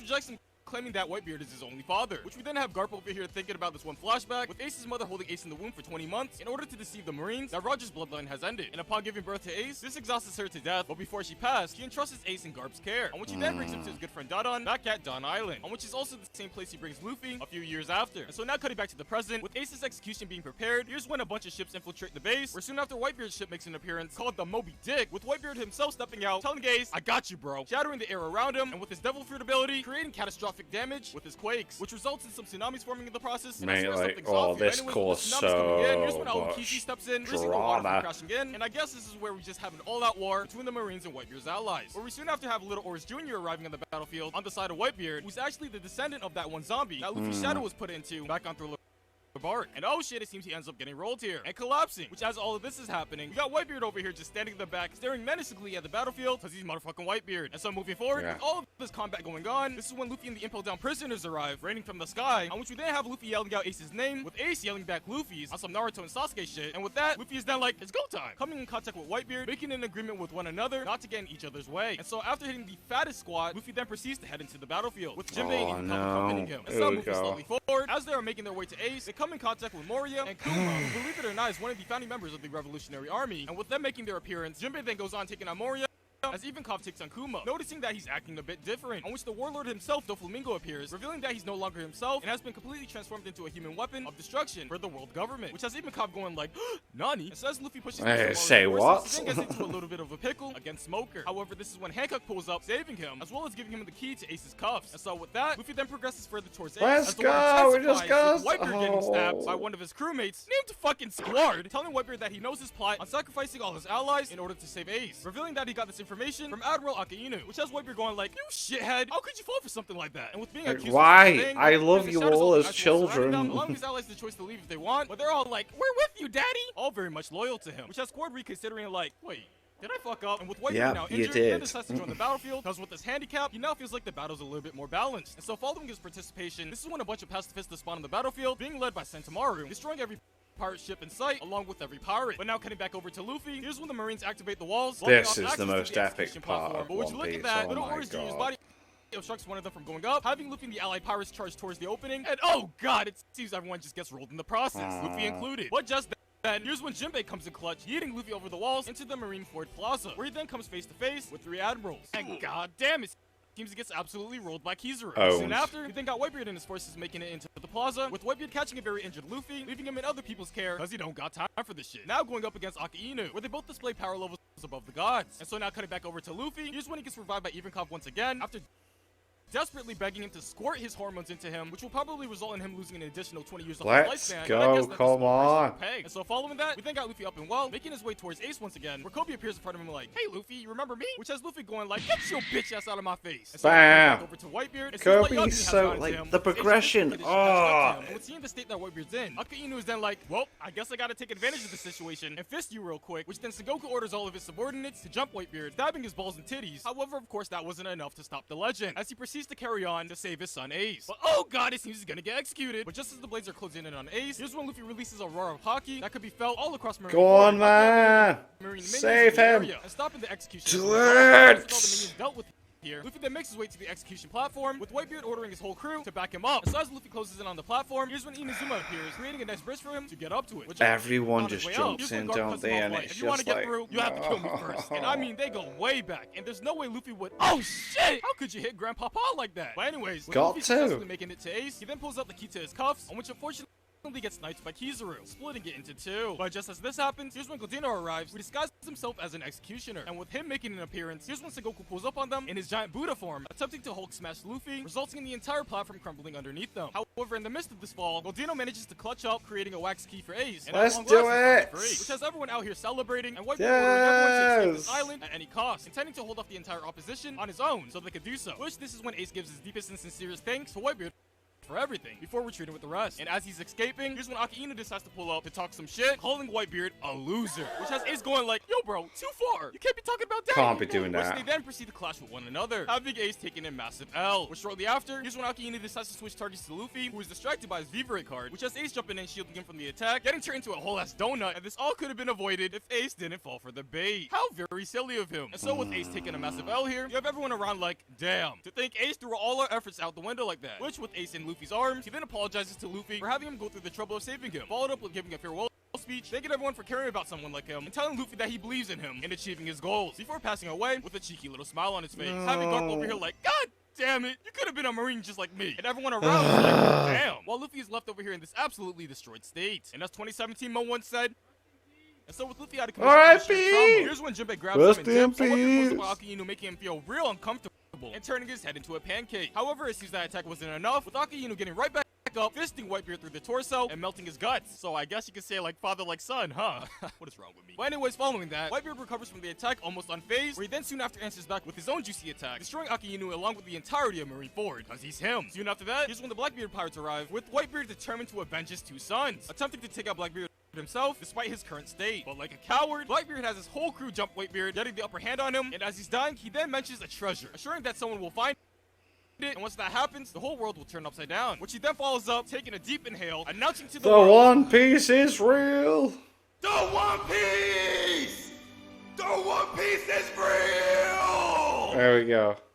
I'm sure my neighbors didn't hear that. But anyways, following uttering these words, his final words, with Whitebeard's body just standing there, the Blackbeard pirates then put over a black curtain over his corpse, where Blackbeard goes under it to suck his cock or something, and upon getting out, like he does like something weird and gets both abilities, yeah. Not being able to use it, while still retaining his dark fruit abilities, which I think that's kind of OP. And so now So kind of back strange, to but Luffy, yeah, help yeah. with his allies, they managed to push through all the way to the docks, where then a submarine comes up from the water, being manned by the Heart Pirates, where Log comes out saying, "Yo, I'm a doctor," and that he can help Luffy despite him being a potential threat in the future. However, with giving him the medical treatment that he needs, he seeks a promising opportunity with Luffy that aligns with his goals. And with that said, with the help of Buggy, Luffy and Jinbei manage to make it over to the submarine, where they make a nice and smooth escape. Which soon after, back at Marineford, here's when Shanks makes his appearance, announcing that he's putting an end to this war, saying that he'll happily take anyone on who still wants to fight. And with everyone scared of him for some reason, this has everyone disarming, and even Blackbeard over here retreats, despite him dual-wielding devil fruits. And so following that, Shanks then orders the Marines to do as he says, and to allow a proper burial for both Whitebeard and Ace, which Sengoku agrees to do, because Shanks got the bigger dick. And so with that agreement, the Summit War of Marineford is officially over, with the Marines doing their victory screech. Moving forward, as Luffy and Jinbei are traveling on this one submarine, here's when Hancock pulls up along with some other Impel Down prisoners on a stolen marine battleship, where Hancock proposes that they bring Luffy to Amazon Lily for his own safety from the world government. And with that said, they follow through, making their way back to Amazon Lily, where Luffy wakes up going berserk, yelling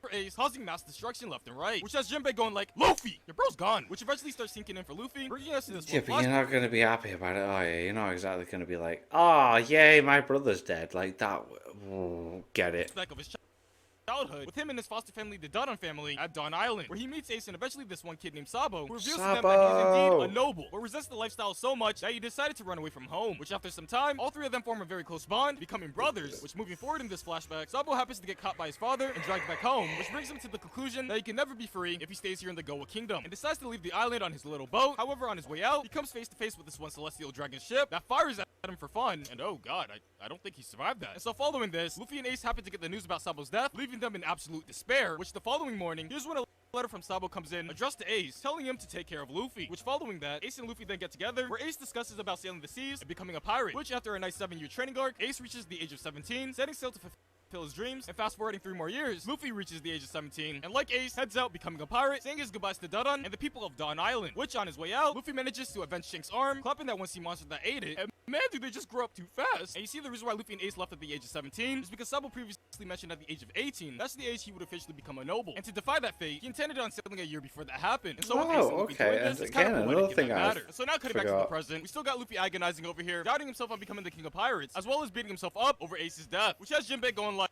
yo, get your shit together. Followed up with telling Luffy what's lost is lost, and to look at what he has, which has Luffy going like, shit, you right, I got my Nakama, and now forms the new resolve to meet up with them. Moving forward, we now have Rayleigh arriving on Amazon Lily to meet up with Luffy, explaining how Kuma was the one who told them that Luffy would be here, and with Luffy being too weak to return to Sabaody as he is, Rayleigh then offers to train him to be built like a main character, and not just the main character. But Luffy is like, hold up, let me do something real quick, heading all the way back to Marineford to pay his respects to Ace, and relaying a message to the other Straw Hats via newspaper to meet up at Sabaody in 2 years, which moving forward past that, Jinbei then leaves Luffy with Rayleigh, intending to meet up with him again in 2 years at Fishman Island. And with Luffy undergoing his training arc, Rayleigh then brings Luffy to this abandoned island called Usakaina, going over everything Haki, and explain the core concept of it, revealing that it's super effective against Logia Devil Fruit users, and that there's 3 different types of Haki, which running down the list, we got Observation Haki, which grants the user a... Here we go. So we got now, we have the, so we got, right, I want to know what the physical one is, so I can like be like, hey guys, that's what I was talking about.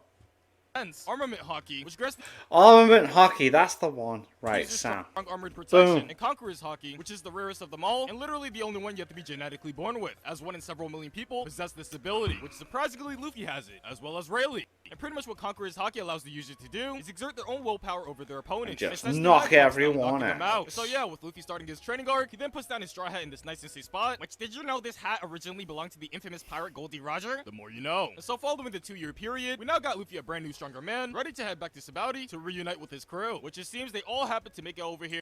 So it seems like what he's done with this is like Naruto and Naruto Shippuden. It's like, so he's done like before the time skip. I appreciate that. Dare I say in one piece, and upon meeting up with one another, it seems all their training arcs paid off, with them now all capable of clapping these pacifistas in one shot. And so upon reuniting at the Sunny, it seems they all now set sail towards Fishman Island, thanks to Rayleigh's beautiful job on coding the ship. And Loki, I thought I could make it to the beginning of the Wano arc, as I actually do have it all scripted and everything. However, I'm kind of losing my voice, and it's actually beginning to hurt whenever I do long vowels. So that's pretty cool. Which now brings us to the same situation as Naruto, and you may have to wait for the One Piece Shippuden in a minute. There you go. Wraps up. Whatever that is. And I may have to unfortunately hit you up with the anime classic. Love it. That's cool. That was really good. I really enjoyed that. That was absolutely boss. Like, it was very comedic, fun way of just explaining One Piece, I guess. Like, part of me was like, you missed this, you missed that. But I reckon huge One Piece fans would be like, far more than me, like, you missed this bit, you missed that bit, you can't just throw everything in. Like, it's meant to be a funny little thing, and like, this anime in so many minutes. So yeah, that was fun. I enjoyed that. That was really good. And again, it reminded me of certain things that I forgot. As yeah, and I will check out Black Clover in 37 minutes next. I think I've only got 50 odd episodes to watch next, but I'm back on it. I'm really enjoying that, and this was fun. So yeah, thank you to my patrons. If you want to have your name at the end of every video upload, link in the description to the Patreon page. $1 a month for the live support channel is greatly appreciated. Thank you guys for that, and thank you all for watching. What do you guys think of that? What do you guys think of this? Click like, subscribe, and leave comments below. Let me know what I should watch and discuss in future videos. I'll see you guys. Bye.